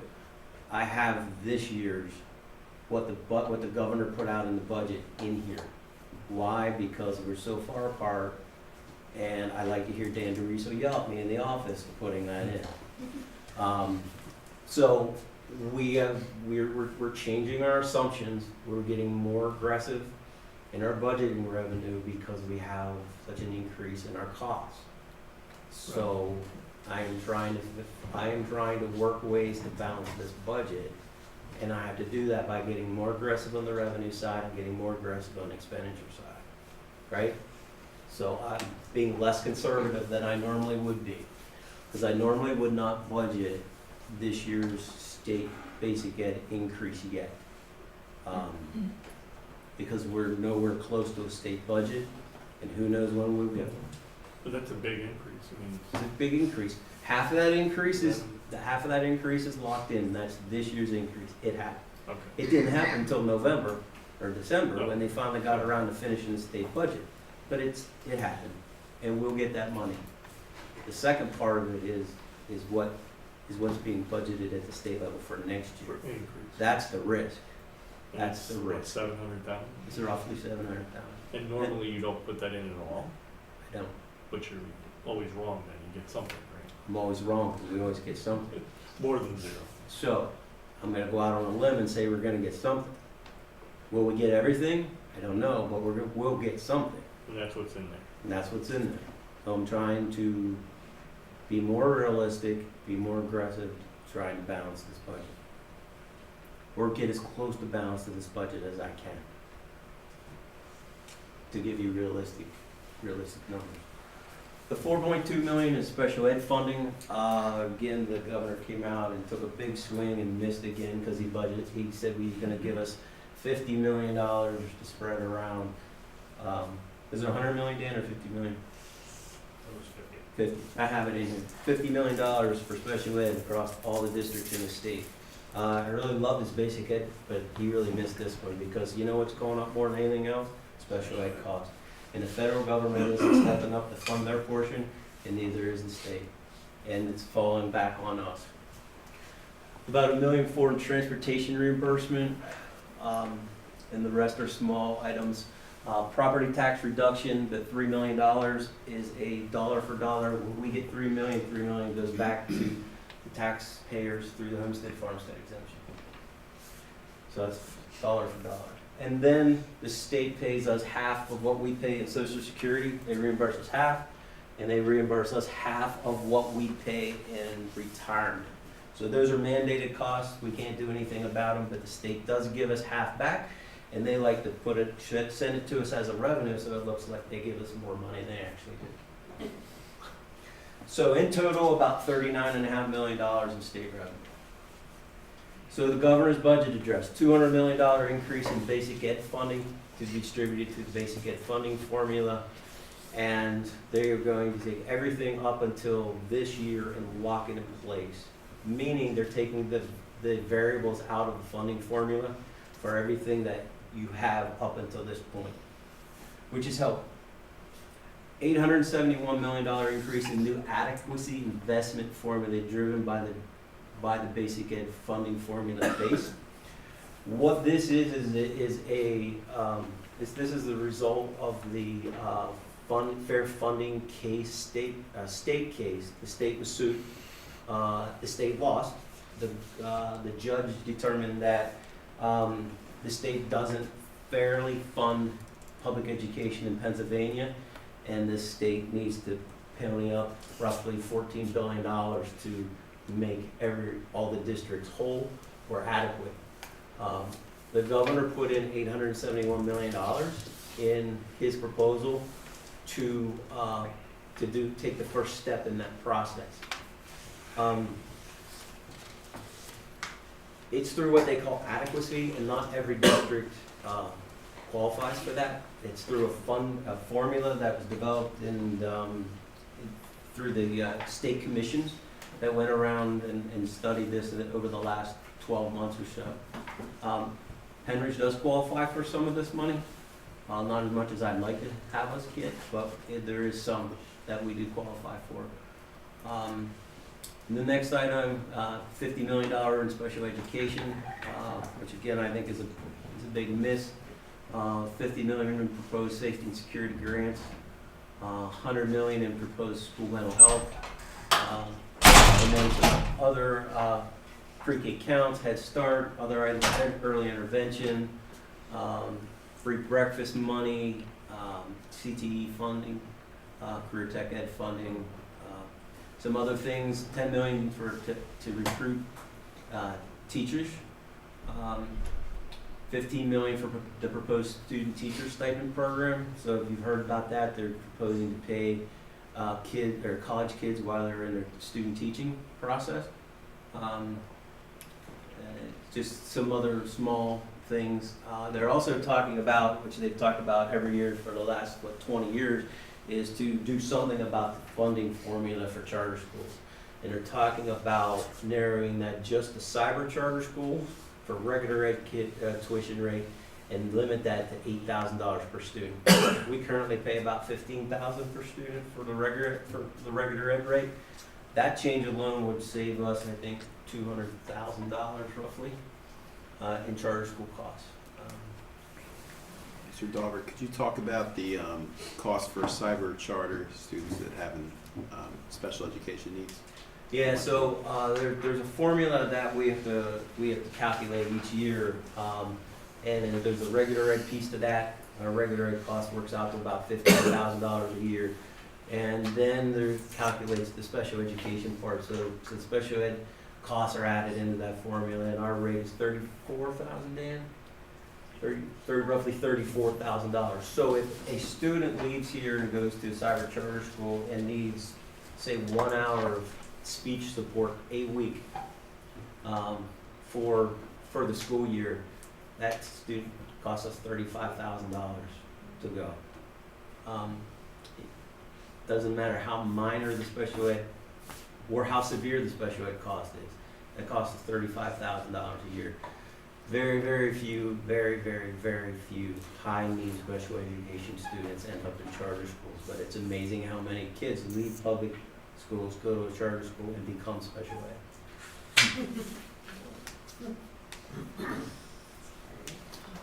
Because the cost goes from about $14,000 to $34,000. So this is the governor's budget, what he put in his budget address. These are the things he's asking the legislature to approve. So we will sit back and wait anxiously. State funding proposal. So here are the pieces to this. The basic ed funding the basic ed part, the governor's budget increase, about $352 million, $352,000 increase for us. And the adequacy part is about $389,000. So the total estimated funding about 13.9. So that around that 1.4 million is made up of last year's increase plus those two numbers. Very confident that the 352 is going to come through. We're told by our state association, that's going to happen. You can count on that. Put it in your budget, which I always never listened before, and I never put it in. But the adequacy one is the big question mark. What's going to happen? So if the governor does nothing, the legislature and the governor does nothing and does zero there, they have a problem, because they've already had a court, the Supreme Court judge or Superior Court judge in Pennsylvania tell them that they're not doing enough and they need to fund education. So if they fail to make a step in the direction of what she has ordered them to do, they're going to go back to court and they're going to be in trouble. And what they don't want to do is to have that judge now set the rule and say, now you've got to do this because you didn't take a step, right? So I really think that argument is why something's going to happen. Inadequacy. I don't know what's going to happen, but something's going to happen because they don't want to go back to court and be told on their first try, you failed, I'm the judge, now I'm going to tell you what you have to do. So I don't know if that makes sense or not, but when I heard it, it sounded like a sound argument.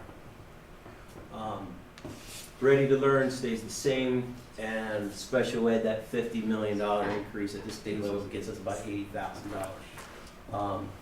We have single kids in this district that cost more than $80,000 to educate in special education.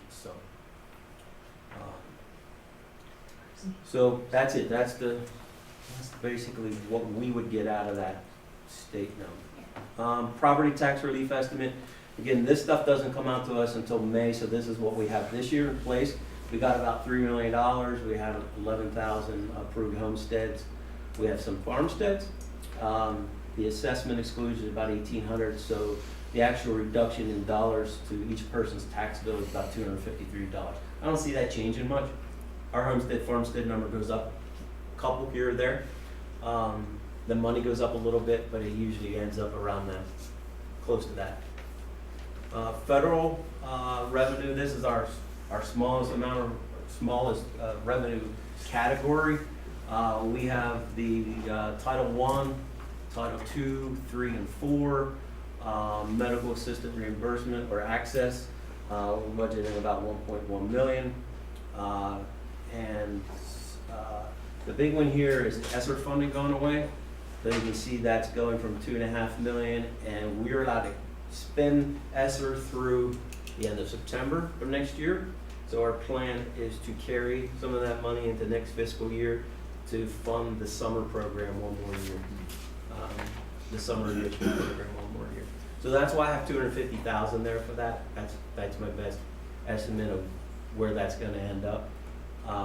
If we end up having more than 250,000 at the end of this year, we can spend it through the end of September, and we will do that. But that's where Dan and I think our best guess is where we're going to end up. So about 2.3 million in total federal funding. So, okay. Object expenditures. These are just descriptions of you'll go through and when you see the different accounting classes or codes. You're going to see 100s, you're going to see 200s, 300s, you're going to see 600s, and you're not going to, unless you've been here for a while, understand what the heck that means. So this is just me trying to tell you what that means. So you can take a look at that then. So here's what our expenditures are by those object categories and what the differences are. So again, about $160 million total expenditure. We're up about $6 million. Salaries are up $3 million. Employee benefits are up $1 million. So that's $4 million of the $6 million is in salaries and benefits. And that ties back to what we talked about last month with contracts. We're not at $6 million. But we have worked through about $2 million in changes in our personnel budget since our first run. We have a number of retirements, we have a number of changes, we have resignations. So we've worked through all that process, and here's where we have it at this point. Now, there will be more processing done in that as we will continue to look at, okay, these are folks that are leaving the district. Do we need to replace these folks? And that, at this point, we're relying on our assistant superintendents to be working with our principals to determine, okay, you got a retirement here, you got a retirement here, this is what your enrollment is. Where do we need your teachers? Do we need this many? Can we shift? Can we not replace? How can we do that? And what that does is if we can save on some folks and not replace folks, every person we don't replace is about $100,000 savings, and brings that deficit closer. So that's going to be our goal as we leave this meeting and we start working on the next month, is to work on that process of who do we need, who don't we need. And it's not like we're going to be, or it's not our goal to lay anybody off, but it's our goal to look at all the positions and say, do we still need that, and can we save because we have this retirement here, and how can we make that work? So if we could just provide some synthesis. So last month, if you recall, we thought there was a $6 million cost hike because of the ratification of the 2 contracts and et cetera. And if you recall, it was reported locally that we were raising taxes because of a deficit. So looking at the real numbers here and crunching, right now we're looking at about $4 million of an increase. So $2 million for all of our $2 million less as we move forward. So if any media are watching, I just want to make sure Sean was very clarify clear in the that, last so. presentation, he still didn't have the final numbers. Correct. Yeah. And we're still not done yet. We will continue to work on this as long and hard as we can. So other changes, professional services up about 1.8 million, some reductions, supplies up about 273,000, equipment about 198,000, fees and interest dropping by 328,000, and principal payments up by 245,000. As we pay the debt down, we keep the debt payment the same, so less goes to interest and more goes to principal. So you see the principal number go up and the interest number go down, but in the end, we're paying the same amount. The detail on benefits, all the different benefit pieces that go into the budget. And of course, the biggest one is one that we have no control over is the retirement cost, about $24.6 million in retirement budgeted for next year. Again, half of that comes back from the state. And then our other major benefit is our health care, medical care, about $8 million, and our prescription drug, about $2 million. So budgeting just over $10 million for medical and prescription. And then, of course, we have dental, vision, and life. That is the district's share. There's also a share that comes from the employees through payroll deduction, based on the percentages that are in their the employees' contracts of their premium sharing. We don't budget that as an expenditure. That money comes off of the employees' paychecks, goes right into the healthcare fund. And this money, each month, as we bill our rates each month, that money goes into the healthcare fund to pay the claims. Just an object summary. You can see salaries and benefits makes up over 70% of the budget. Functions, a different way we have to calculate in group expenditures are by the functions. The first was object level, salaries and benefits and so forth. This is functions. Here's where we break it into what it is as far as educational purposes. So anything that starts with a 1 is classroom cost, 1100 is regular education classroom cost, 1200 is special education. And then when you get into the 2000 series, you're getting into your support services. The lower the 2000 number, the closer it is to the classroom. So your 2100s are like your guidance and your support, your counselors, those folks that are just outside of the classroom but are there to support the kids all day long. And then as you move further away or down into the 2000 sections, you get further away from the classroom. And then the 2000s go the whole way down to 2800, which is technology, 2700, which is transportation. Again, supports the classroom, supports the education, but it's pretty far away. 2600 is custodial maintenance. Again, custodial maintenance supports the classroom, but pretty far away. So those low 2000 numbers are close to the classroom, and then they get further away. And then the 3000 series is student activities, athletics, band, those type of things that are outside of the school day. And then as you get into the 5000 series, that's our debt service and that type of stuff. So where's the bulk of our costs? In education. So out of the grand total, $98 million of it goes directly to instruction in the classroom. So $160 million budget, $98.6 million goes directly to the classroom, into instruction. And out of our increase of $6 million, over 54% of that increase goes to go into the classroom. So the more money we funnel to the classroom, the better job we're doing. Regular ed is up about 2.2 million, special ed up about 1.3 million. This vocational ed, that's our bill to the tech school. It's down to 300,000, and it's down 300,000 because the first budget we got from the tech school last year was about $300,000 higher, and then some changes were made late in the game, which reduced that budget. And we left our budget in place because we already had it done, and the budget was balanced, which kind of gave us a little bit of a surplus this year we can use in other areas. But we've right-sized that this year, and that's about 4.7 or just over $4 million of what our tuition will be to the tech school, and that matches what the folks from the tech school presented tonight. Now moving away from the classroom into the support services areas. All of these areas are up somewhat. Pupil health is up a good bit. Why? We increased our nursing rate considerably in the contract in order to get nurses. Other than the certified nurses, which are in the teacher's contract. These are the nurses that are in the support contract. And we have filled nursing positions, and which we need. So who's included in pupil health? What type of personnel? Just, All your nurses, all the school nurses, all the nursing aides, okay, all those folks. Yeah, huge job. yeah. It is Was that part of the contract too? part of the contract.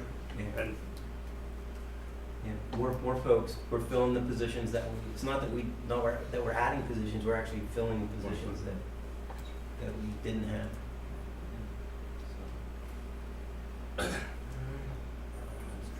So that's up about 2.5 million. The student activities, that's up about 243,000. And then this one is the debt service. We've talked for years about when the debt service drop-off happens. It happens this year. So $13 million, we go from $13 million down to $6.3 million. That's a drop-off of about $6.7 million. So what I've done is put a line item in as an interfund transfer out. So we're interfund transferring that out to the capital projects fund of $6,750,000. Budgetary reserve, about 337,000, gives us that total of $160 million budget. So if you look at the decrease of the debt service there, so the $6,750,000, if we were to take the shortfall of the nearly 1.5 million to balance this budget, maybe the board wants to consider taking it from here, knowing that I think we'll be in good shape because we're making up for that Esser's downfall of losing $2 million. So to balance this budget without an increase of taxes, this would maybe be a place to look right here. But then you have to understand that you won't have that revenue, or we won't have that revenue in our capital fund balance for the future for projects. But I think the board, you plural, may want to consider to balance the budget as it sits right now. So instead of the transfer out of $6,750,000, take your 1.5 million here. So that would it's worth a discussion of. what did we budget for capital projects next year? Is that money being spent soon? Or are we gonna have to stop other projects if we take money from that? The only thing we have scheduled right now is the summer coming up, Right. which is about $7 million in expenditures. We have that money carrying through in the cap fund. To answer your question, what we have committed to for capital projects, we have money in the account to cover next summer. So this money that, right now, what's that for? So this money. Future project? Future projects. Yeah. And then next year, is there another savings? So this is gonna stay that number for about 3 years. And then it drops another $1 million, and then the following year, I think it drops another $1 million to $2 million, and then the year after that, it's done. So, yeah, it's, this is the year we've been waiting for, to see these, large transfers over to be able to fund the project. And now again, we will still transfer any excess we have at year end, but I've tried to make it very clear that I have become much more aggressive in my budgeting as far as revenue. And when I do that, what that means is it's covering, that aggressiveness has to cover the expenditures that are in place. And those expenditures are gonna get spent, and that revenue is gonna need to be there to pay for it. So those transfers that we've been seeing at the end of fiscal year, which were 4 or 5 million, when I was less aggressive with my budgeting, aren't gonna be as high, because we're cutting that down. So we may only see $1 to $2 million excesses, That would cover the shortfall if there was an excess. if there was an excess. You're usually hitting 4 million in excess? I see where you're going. I see where you're going. Yeah. I mean, you look at the past budgets Yeah, and you've yeah, always yeah. made money for it. Yeah, Put it in and, capital. but I've been a lot less aggressive. I've been a lot more conservative in my budgeting, meaning I was conservative on the revenue side, I was conservative on the expenditure side. And in order to try to balance this budget or get as close as possible, we've had to become much more aggressive in our budgeting. Not something that I'm 100% comfortable with, but it's out of necessity. Just, I mean, out of curiosity, so if we do take that money from this inter-fund transfer out, I mean, that still doesn't solve the long-term, like, budgeting problem, correct? Like, I mean, at some point, If you take $1.5 million out of that $6,750,000, you make that $5.2 million. right, but we're covering that, You've lowered the expenditures by $1.5 million, then your balance, budget's balanced. right, but it's still, we still need to cover, the revenue for, like, the increase to the teacher salary, correct? It's already in. Right. Right. So, out of the $6 million that we talked about last month, and everything else that's been added to this budget, we've been able to show revenue increases and show expenditure reductions on both sides of this, of it, to get us down to $1.5 million. I'm not, like, there weren't things in the budget that were like a big one-time spend this year. Like, these are pretty steadily going to be our expenditures, and they'll probably continue to creep up. Yeah, I mean, you could say you could say transportation, and I'm not recommending this, we're not buying buses next year. We're taking the $945,000 out, you're not getting budget, you're not getting buses, but that's a very short-sighted thing to do. Right. Because next year, instead of you needing 7 buses, we now need 14 buses. So we're digging ourselves a hole. I think, No, I agree, that's my point, is Yeah. like, if this is gonna be our expenditures and then some every year, Yeah, sure. this is like just a complete short-term fix to do this, we're gonna be in the same.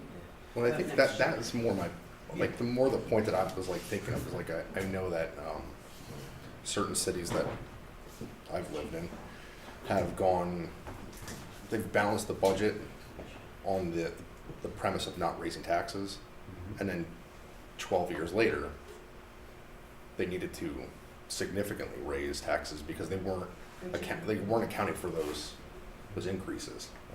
I just don't want to see us get put into a position where we're trying to balance it, but we're not preparing ourselves, because I don't want to, have a big shock to all the, the taxpayers, the tax base. When you take money from that, what we really need is that facilities plan for the next 3 to 5 years to know, because a lot of that money is going to capital projects, and we've got to make sure we pull from that, and we're not shorting ourselves 3 years down the line. We don't have buses, we don't have maintenance. So that part of that plan, which you guys are working on, is critical. Right. See what the cost of that's going to be. And the cost of that plan can be as high as you want it to be or as low as you want it to be. But, I mean, if you get back to your point, Mr. Cobbin, if you take that and go to 5.25 million or 5.2 million, next year what are we gonna do? Are we gonna try to build that back in the budget next year and take that back to 6.7 million? That's what I would suggest. Right. But then you're filling a hole. Right. And you're starting off in a hole. Which This means- would solve the contraction of the ESSER's shortfall. Sure, absolutely, it does. But some of that funding is needed if we've added things that we're not getting rid of too. And I have a slide to show you that, what those costs are. I mean, I was just thinking because, this, you said that this is going to carry for another three years, correct? So Yeah. at some point, like, this isn't an option to pull this money from that 6, 7. Actually, it gets better. It gets actually. three, Oh, because okay. we save more in Yeah. costs. The interest payments go away, then, but it's 3 So years. our debt service has been running about this $13 million or so. The 21-22 is a little bit of an anomaly because we did a refunding that year. This is the debt drop-off year for the total debt payments cut in half. And then after 3 years at that level, they drop another million. And then I believe they go on another year and they drop again, and then another year, and then that goes completely away. By fall of 29, that's when we make our last debt payment. We'll be debt free at that point, unless something comes up that we need to borrow for. And then we would, at that point then, we would say we're not going to put as much money over in capital projects because we need to pay debt service payments. So that would go down and the money would go back up into the debt service. Right. What we're trying to do here is not lose this total number for debt or for capital projects. The goal is to try to sustain what that number has been, or even in the future, maybe to try to help make that grow. Because there will be a time down the road where Penridge needs something. It's gonna need a school, it's gonna need to renovate something, it's gonna need to do something big. And it'll probably happen after we're gone. But this comes down to how we set up the legacy and how we set up those future people to be able to deal with it. Because we could take all that money and put it into something else. We could hire 50 teachers, whatever you want to do. You could build a new stadium, whatever it is. If you put that into operational costs, then when you have to build that building and you have nothing to make the debt service payments for, and then you have to raise taxes because you have nothing to pay for that building for. So the goal is to take that money, put it in a capital project, use it that way so it funds capital projects without borrowing, and also maintain that ability to bring it back when needed to fund debt service if 15, 20 years down the road, we need to build a building. Right. So it's not all about just what's in front of us this year. It's trying to maintain a value there so that we're not cutting our nose off to spite our face, or whatever that saying is, and hurting our, it goes back to your point of down the road. I mean, somewhere somebody in this district is gonna have to raise taxes. Right. Yeah, I mean, obviously nobody wants to do it. I've lived through or watching it happen, where it was continual balanced budget without any kind of forecasting, and I mean it came back to bite everybody. And then taxes. I mean, my taxes went through the roof. Mm-hmm. Yeah, that's all. I will fight to try to maintain that over a period of time. Right.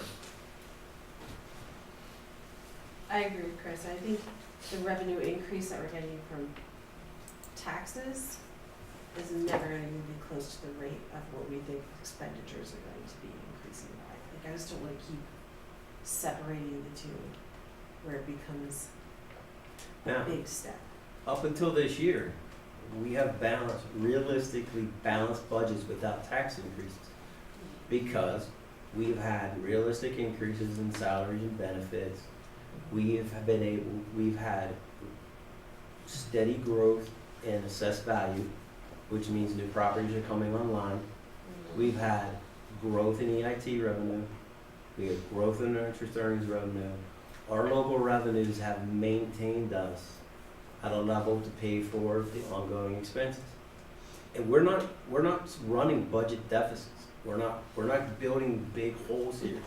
We balanced these budgets, and we've actually had some surplus at the end of these budgets. And somebody might get $4 or $5 million surplus. That's a lot of money. It's really not a lot of money in $160 million. I could be really, really close and have a $4 million deficit, or I could be really, really close and have a $4 million surplus. Yeah. It's not a lot when you look at it on a percentage basis. So we have made it work, and we have not slighted our educational process. We've not gutted it. We've not cut programs. We've not eliminated art. We've not eliminated music. We've eliminated nothing since I've been here. We've consistently added each year positions, special ed positions, regular ed positions, and so forth. This is not a district where we have gutted the programs and not raised taxes. Yeah, So we don't wanna send that message, and we don't wanna do that. I will, you know, argue against that, you know, because but this year, we have a situation where we had larger than normal increases, and we went over that last month. Why? And it made perfect sense. Now, how do we solve that problem this year? And I'm not saying we're done. I'm not saying that 1.5 million is the final. That's where we're at now. But we're committed to go back, and Angelo, he's committed to having, you know, those studies done by our assistant supers with our principals. What are these positions? What do we need to keep? What doesn't need to be here? Our enrollment's dropping, right? And now our needs in other areas are growing, like our English language learners are growing, but our overall enrollment's dropping. So when your enrollment's dropping, you don't need as many personnel and so forth. So we need to constantly, every year, go through that process. And that's what we will do in the next few weeks. I believe you. And really, the shock to the system is just that, to get them, to bring those teachers in, right? So it's basically just this year off of that contract. Because then you're able to forecast. This is a hard year because Right, we it's the got first hit, year. we got hit. Yeah, we kind of got double whammy. And one contract was a year early, early bird, Right. to address staffing shortages, in particular bus drivers. With good increases next year, and the following years too. Yeah. They're good increases for those contracts in the next few years that should continue to help us attract folks. Yeah, it was necessary to, But yeah, they're not as high as they are this year right. that we're dealing with. We were dealing with that first impact. Yeah. But the years out aren't as high. Right. But there's still increases, and they're still good increases. Okay? I think an incredible job has been done in the last few years with the budget, like in balancing it. And one of the things I really like about how Cambridge operates is like even the transportation presentation, I really appreciate that we have our own staff who's like maintaining the machinery, because we know that they work really hard to get the most out of everything, you know, where I feel like if you outsource some of that, you don't always get that kind of commitment to being resourceful. So I think as a district, we are almost always being like very smart about how we're spending our money. I don't want us to get stuck where we get, because I agree, we can't avoid a tax increase forever, but it doesn't mean it needs to be a monstrous jump because we don't spend frivolously and we don't, but if we wait too long, we don't want to avoid it. And if interest rates cut in half or tank completely, we're gonna have a very different conversation next year. If the economy goes really, really sour and our EIT drops considerably, we're gonna have a very different conversation next year. You know, those are the things that have been sustaining us. And those things are cyclical and they can go up and down. But that's when it hurts. Sure, to it's then gonna say, hurt. like, and now we need more money, you know, like, because everyone's feeling those things. And you go back and everything goes back and everybody's hated thing, a real estate tax. Everybody hates a real estate tax, but it's the most consistent tax there is because it gets paid one way or the other. Consistent for a school district. It might not be the best thing for the homeowner or for the taxpayer, but it is the most consistent tax source of revenue for a school district. I don't feel like like relative to other districts, I don't feel like our taxes are that high. They're not. Yeah. And we haven't raised them for 7 years, and our Yeah. folks have been very appreciative of that. Yes. They haven't. But there's Me, no myself way, included, yeah. there's absolutely no way to hide from a real estate tax. Yeah. People can hide from paying other tax, and they do, right? Yeah. They can. It's not that hard to hide, but you can't hide from the real estate tax. So we just need more Wawas and sheets. There you More go. Wawas and sheets. Just set out there. More industrial More, properties, yeah. Yeah. More industrial. thousands of jobs in them. So, okay. We move on? All right. So expenditures by function, 61% of our expenditures go directly to the classroom. That's pretty stable. Another 30% goes to direct support, 8% to activities, and 1% of our expenditures are to debt service. That's usually something that's up in the 8, 9, 10, 11, sometimes 12% range. We're at 1%, so we're not carrying a lot of debt here, which helps us. Here's our major budget drivers, just as kind of a snapshot. Wage and benefits, about $4 billion. Professional services, staffing, about $1.8 million. The remaining of that is about 300,000. So that gets us to that 6.1 million number. We've increased revenue by about 4.6 million, and that's our deficit there of about 1.4. Requested positions. This list you usually see is pretty big, requested positions, and we have really narrowed that down this year. And these are the two that we thought were still worthy to bring to you based on the fact that we have a deficit. The first is a high school special education teacher based on caseload, and when we get into a caseload problem, we have to add, or we're in violations, out of compliance, right? But what we're going to do is fund this one with access funds, which is the federal access money. I showed you on the federal slide that we're increasing that, and that's for this position. We do have adequate access funding to pay for that. The next one is a 10-month security guard for the middle school. Do you remember we had a plan last year we talked about for this year was to add a security guard to cover the middle school levels. This one we're going to be able to pay for most of this through the state safety and security grant. And once we identify that in the state safety and security grant, we'll be able to continue to pay for it each year. That grant's about $45,000. This is about $55,000, so we're getting most of this paid for by the state safety and security grant. And then these are the ESSERS positions that we talked about last month. I told you I put together a chart. These are all the positions that were added with ESSERS money that will come back to the general fund this next year. Most of these are either developmental kindergarten teachers or English language learners positions. And a special ed teacher. No, I'm sorry, that's also an English language learner. So you got English language learners at North, two kindergartens, West Rockwell and Sellersville, and then English languages at the high school, Guth, and one for multiple buildings. So these are increased personnel paid through ESSER, and we're going to continue. Yes, yes. We've been impacted pretty significantly by English language students, and basically it comes back to caseload.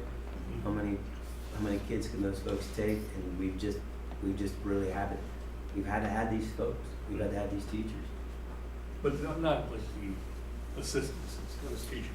Those are teacher aide positions that were put in various buildings, and also the DVK, or developmental kindergarten spot.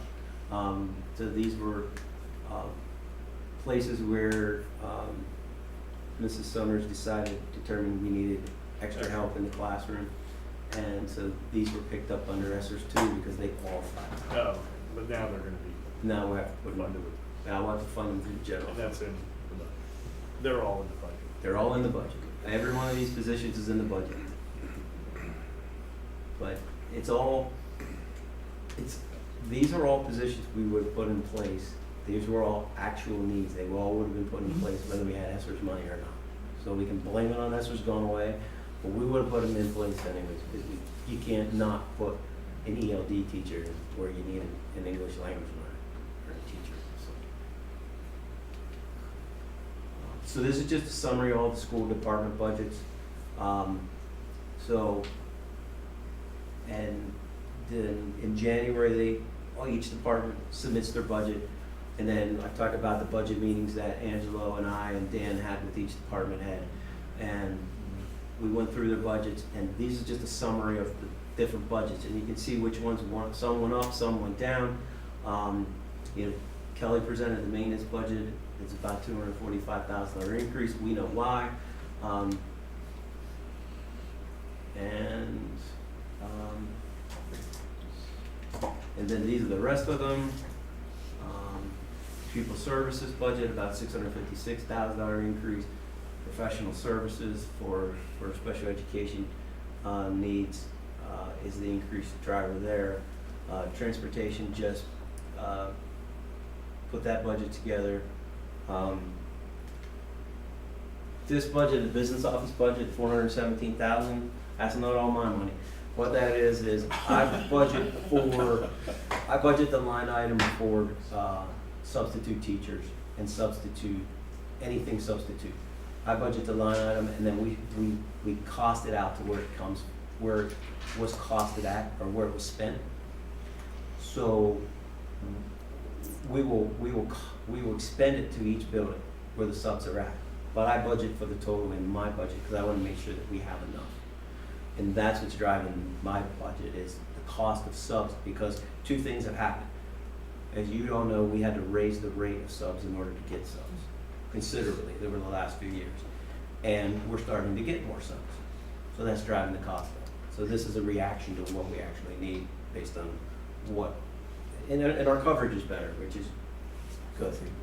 It's important. It's important. So When you say we're starting to get more subs, like available or needing? available. Okay. Yep, available. Our coverage rate is higher. Got it. So in total, these budgets are up about $2 million. So we had about $4 million in salaries and benefits, and then $2 million in the rest of these budgets. And you could look, I mean, we're running, this does not have salaries and benefits in it, but we're running elementary schools on $40,000. There's not a lot of cost there, and they're fine. So some of these are up, some of these are down. Okay, fund balance. This slide I put together today whenever Mr. Sawyer presented his numbers to us. We try to keep our fund balance pretty consistent, but what you'll see here is that we are running an unassigned fund balance at 8% of our budget. That's about $12 million. The non-spendable amount went up to about $760,000. That's the value of our inventories and such that we have to put a fund balance, non-spendable fund balance in place for. Total general fund is about the same. The difference is that number up there. So about $16.5 million total general fund balance. Capital projects fund balance went from $20 million to $13 million. We spent about $12 or $13 million last year in capital projects funding, and we put about $5 million over, so it's coming down. So, Could you explain the unassigned to everybody, the percentage in the state? So unassigned fund balance, the state limits school districts to how much they can have in an unassigned fund balance. For a district our size, that's 8%. Which is what we have. Which is what we have. So it's our total, 8% of our total budget this current year. And what is that, why do people do that? Or why do schools? Just It's like having a savings account at home. emergency? It's So emergency. for emergencies and salary benefits. Yep. Yes. But your maximum the state allows you to put is 8%. 8%. And you can, that's unassigned. You can assign as much as you want in fund balance. Right. Just quick, I know I'm dragging on, but this is just a history of the PSERS rate, where it's gone and where it's projected to go. So we're out here about 33.9%, and we're projected to be about 38% out 4 or 5 years into the future. Those costs were going to cost us, if we don't increase salaries, about $300,000 a year in increased costs. Wasn't it supposed to fall off at some point? It has actually fallen a little bit. 2 years ago, we were 35.26, then we went to 34, now we're 33.9. But it's going to go back up. They're projecting it to go back That up. was supposed to be.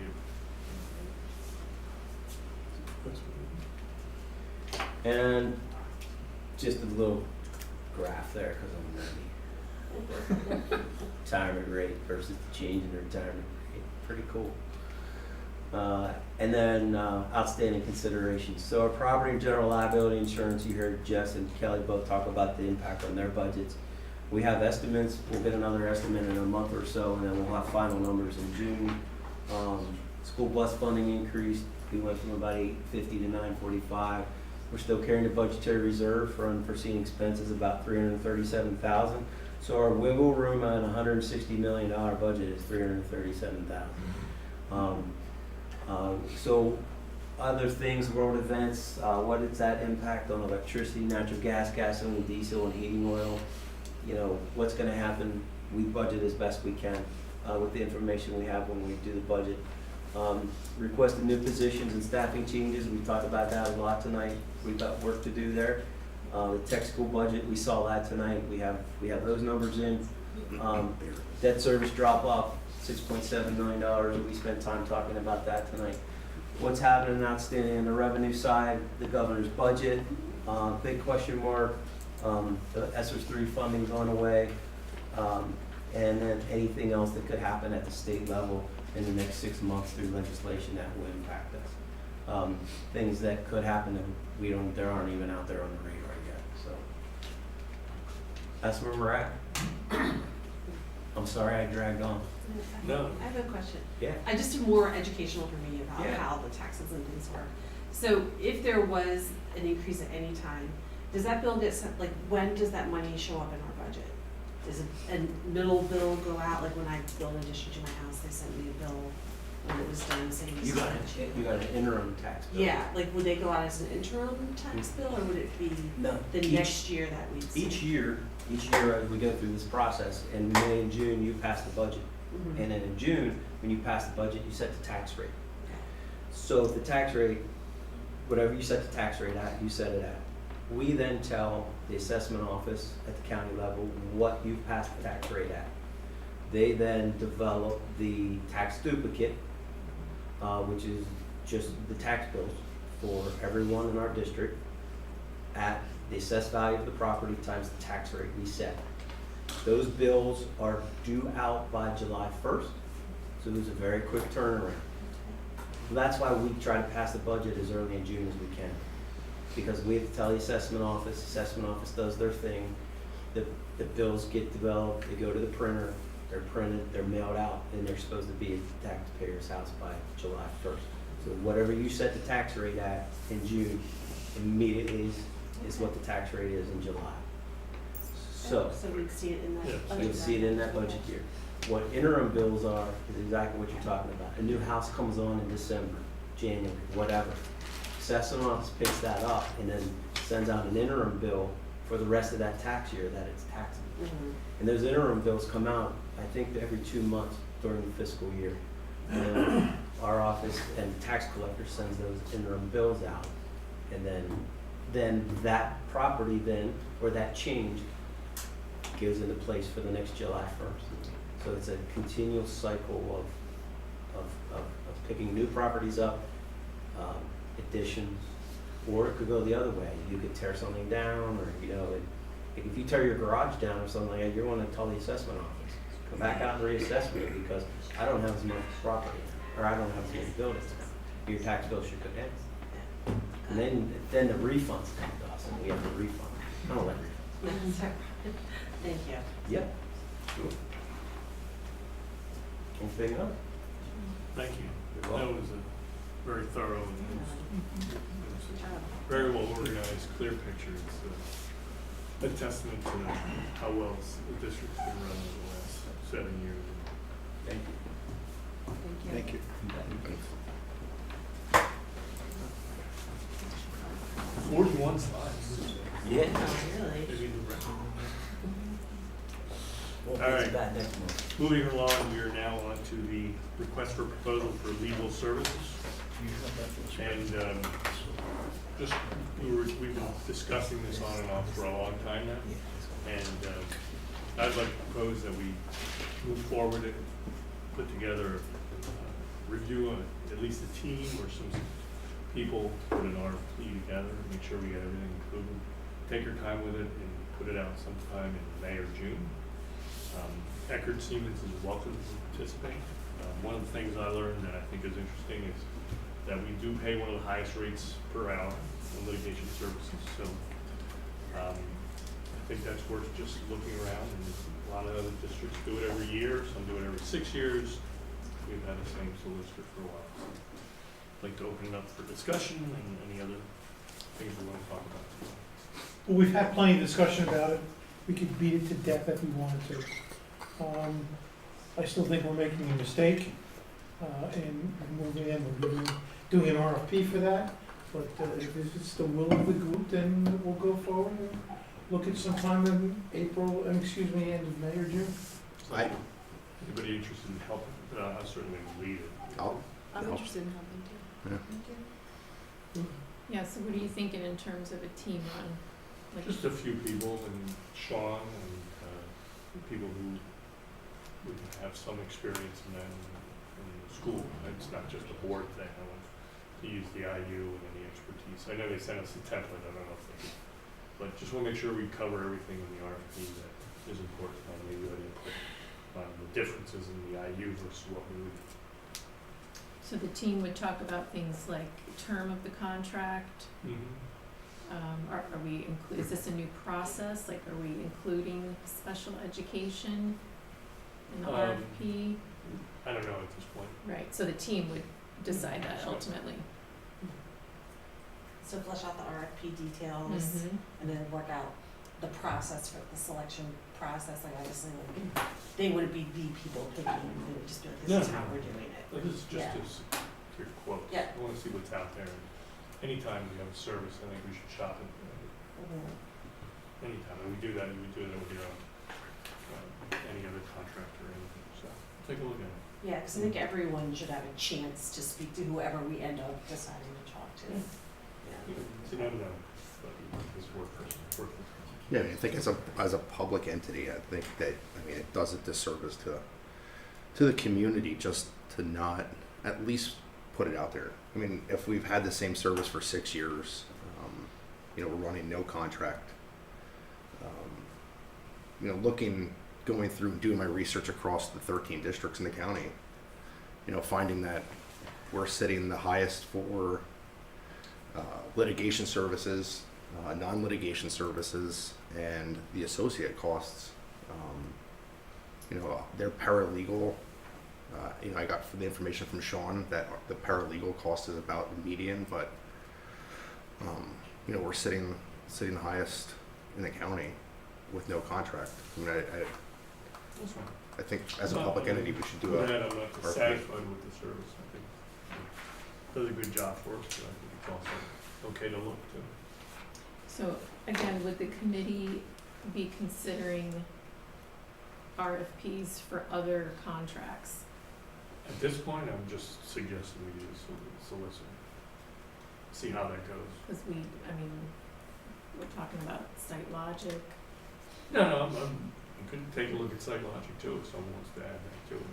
I'm not saying we're disappointed, but any kind of thing where you're spending a lot of money, you should take a look at it. Well, Sean, do you know when Well, if that's the Ellie- case, then we should look at all contracts. Well, we Yeah. can't do everything at once. Well, then you pick the highest number and you start whittling it That down. would be litigation, though. Okay? I mean, let's get real about it. But you can't do everything at once, so.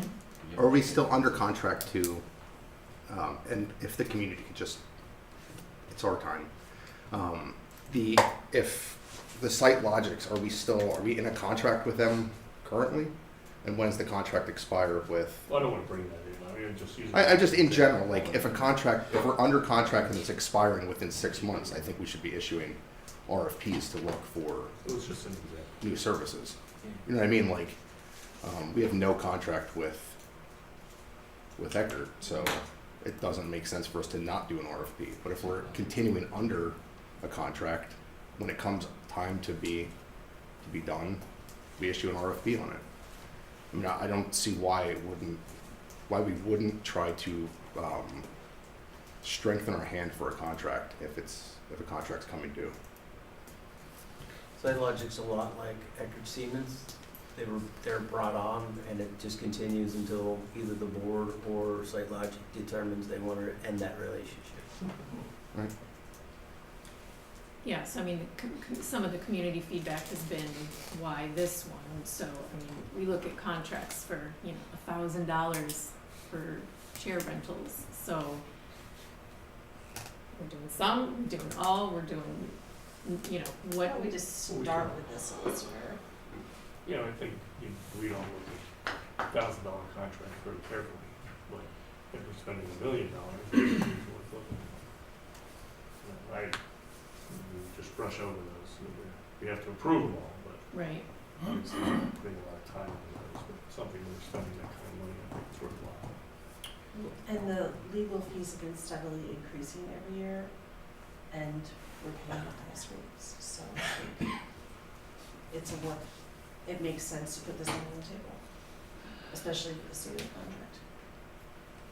I don't see a reason not to. And I guess I should clarify, each year with SiteLogic, the board does approve projects for each year. Right. So there's approval process that Right. goes through each year to do the projects, have the projects bid, to have SiteLogic do the work for bid project or for GISA project. Mhm. So each year, there's an approval process for them to do the work. So there's Right. never time where the SiteLogic does anything without. That board approval, Right. right. There's very little, it's hard to distinguish what they're making out of the projects. That's the part that I wonder about. Because you have a management firm who's running it, they're obviously making money, they provide a service, but you know, there's no competitive part about that. Right. It's always makes me work. Absolutely. So you would suggest that that would be the next group we'd look at? I haven't even looked at it. I mean, I'm I with you. I see think why that you we would. should have a review process by which we review people. And I think this is a good opportunity for us to build that. As we're building within this committee, what is it that we're going to be looking for from these people? We should be building a process that we can follow in the future to make sure that we're getting the best deal out of our contractors. Don't disagree with that. Anybody else? so next step no, is that what, was- for Next step, board members Julie, would you to, like to be involved? Sure. Okay. to Take like communicate three to people, you. And we'll start the process with Sean, maybe to a meeting and go from there. Because we have the original RFP, we can start with that. Mhm. Okay, With and the then hope to have the come back. RFP out by like May. we'll come back with a date, because I know you Okay. left that blank, so we'll put that in there and figure out the best Yeah. timing for Took all the when to dates do out. this.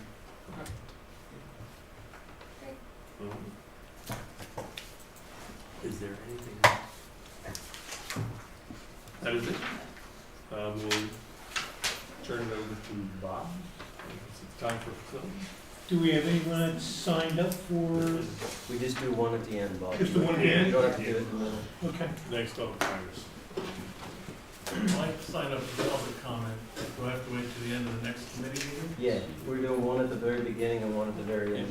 You didn't sign up at the beginning, did you? Yeah, for the end of the meeting. Yep. We'll be This one will again. be- Okey dokey. This is the meeting of the Facilities Committee. On our agenda, we have SiteLogic, and I don't have a presentation. They're not I'm here. assuming no one sent us a presentation There was one from up before. SiteLogic, so we'll move on. Obsolete items, Mrs. Dauber? We have a few things for you this month for obsolete. Central Middle School has some equipment that they are obsoleting. We're gonna do combination of public surplus, trash and recycle. Some of this is old lighting from the stage area that we replaced and upgraded. So we're going to get rid of that. The next one is high school athletic. There's two pieces of workout equipment that's no longer being used and can be obsoleted. And we will put those two pieces of equipment on public surplus. The next is the monthly technology department list of obsolete equipment. Most of these are iPads that are no longer able to be updated and used. And then there's a number of projectors at the end that are being obsoleted because they're not able to be used or updated. So technology. The next one is Daimler, some various pieces of equipment there. All of those are in poor condition, and the recommendation is they just go to scrap, and we get whatever scrap value we can out of those items. And then we have Guth Elementary School, the library reading log. These books will go to public surplus, and each of the boxes of books are designated with the reason for each book as outlined in the board policy, which is also attached, and the reasons that are approved in the board policy. So each book is separated and reasons are for each book. And then the last one I have is Grass Elementary School, where we have some pieces of equipment there, no longer needed.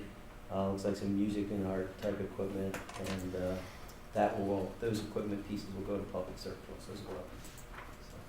So that's all we have. That's your report? That's my report. Thank you very much.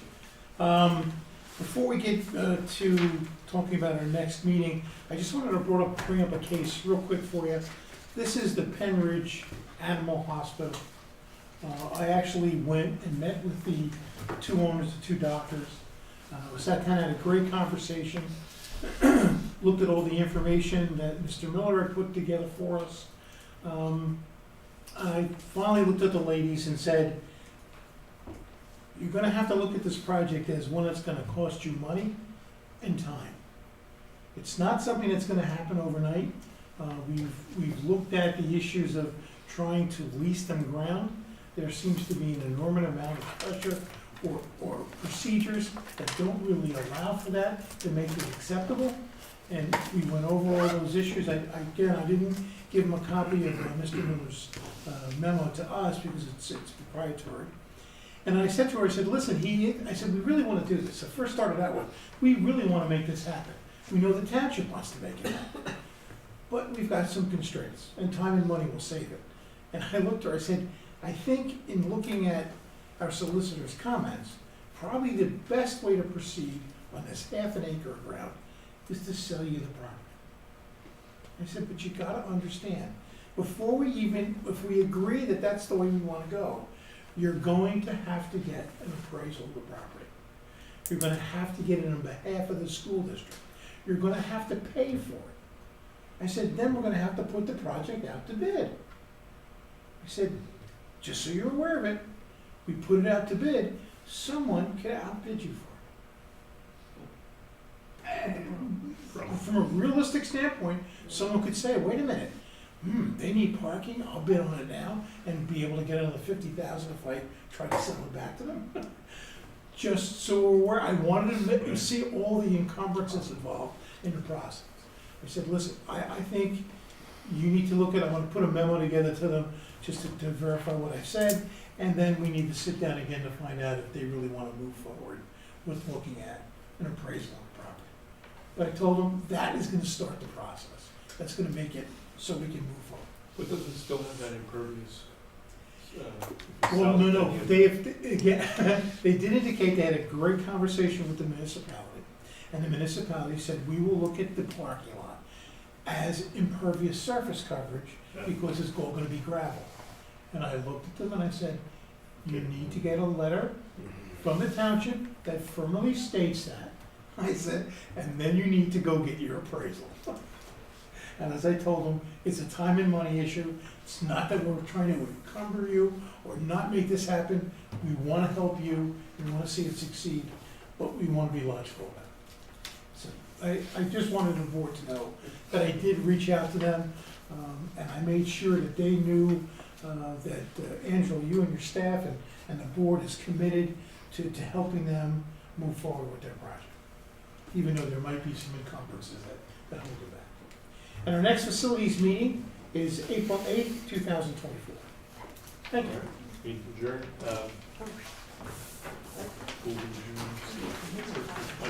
Is there any other meetings open? No.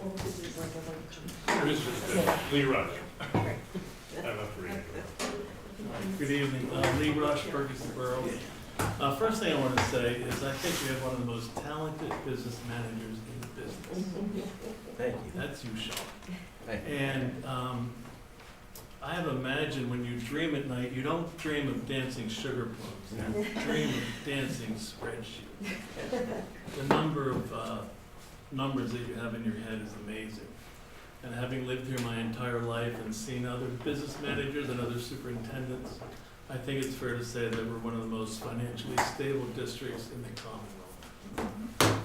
So thank you for your work. I appreciate it. In 1965, as an 11-year-old kid, I entered South Junior High School. It was called a junior high then. I came from Hilltown Elementary before it was called Seiler. My principal at Hilltown was Mrs. Seiler. And I was in her office, not as student of the month. And it was quite fun to go to a junior high school and see an auditorium with a balcony that was built in 1930. So in response to some comments made earlier, thinking of the future, I think it'd be fair to consider South Auditorium someday, to bring it up to where our other buildings are, to have a whole assembly of students in one room, so that the community, the parents, and everybody can see something on that stage. So I say that as a South graduate and looking towards the future. I really didn't come to talk about that tonight, though. I really wanted to talk about this idea of public comment. And I understand efficiency, I've managed many projects, so I get that, it's maybe more efficient to stack committee meetings. Sometimes we have 3 committees, but it really means that you could sit here in the audience for hours, and if you want to speak on an non-agenda item on the first committee, you may wait hours. I don't think it's a good idea for public participation. I'm a big fan to increase the number of people that come and learn about our district and participate in this meeting. I guess I could sit here if I want to be heard, mumble under my breath from the audience. It's not my style. I think this podium right here is a right as an American, and to be in front of you as elected officials is a privilege. So I think this, getting more people comfortable to come and speak to you is an incentive that we should all work towards. So that's one comment about, just making it possible that people could come and comment on an issue and about a committee that's not on the agenda and not wait all night. I'll wait to the other policy committee meeting, I guess, next month to talk more generally about policy 903 in its entirety.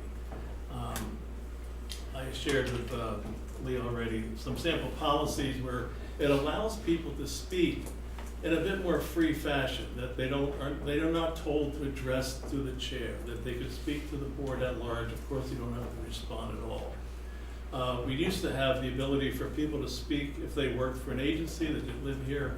The Sunshine Law, my understanding of it, actually says that a taxpayer of the district has the right to speak at this podium. It doesn't say a taxpayer to the district.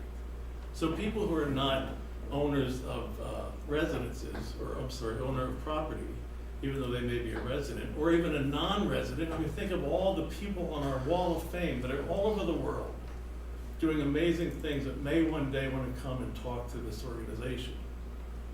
So to me, allowing more public participation would be a valuable thing.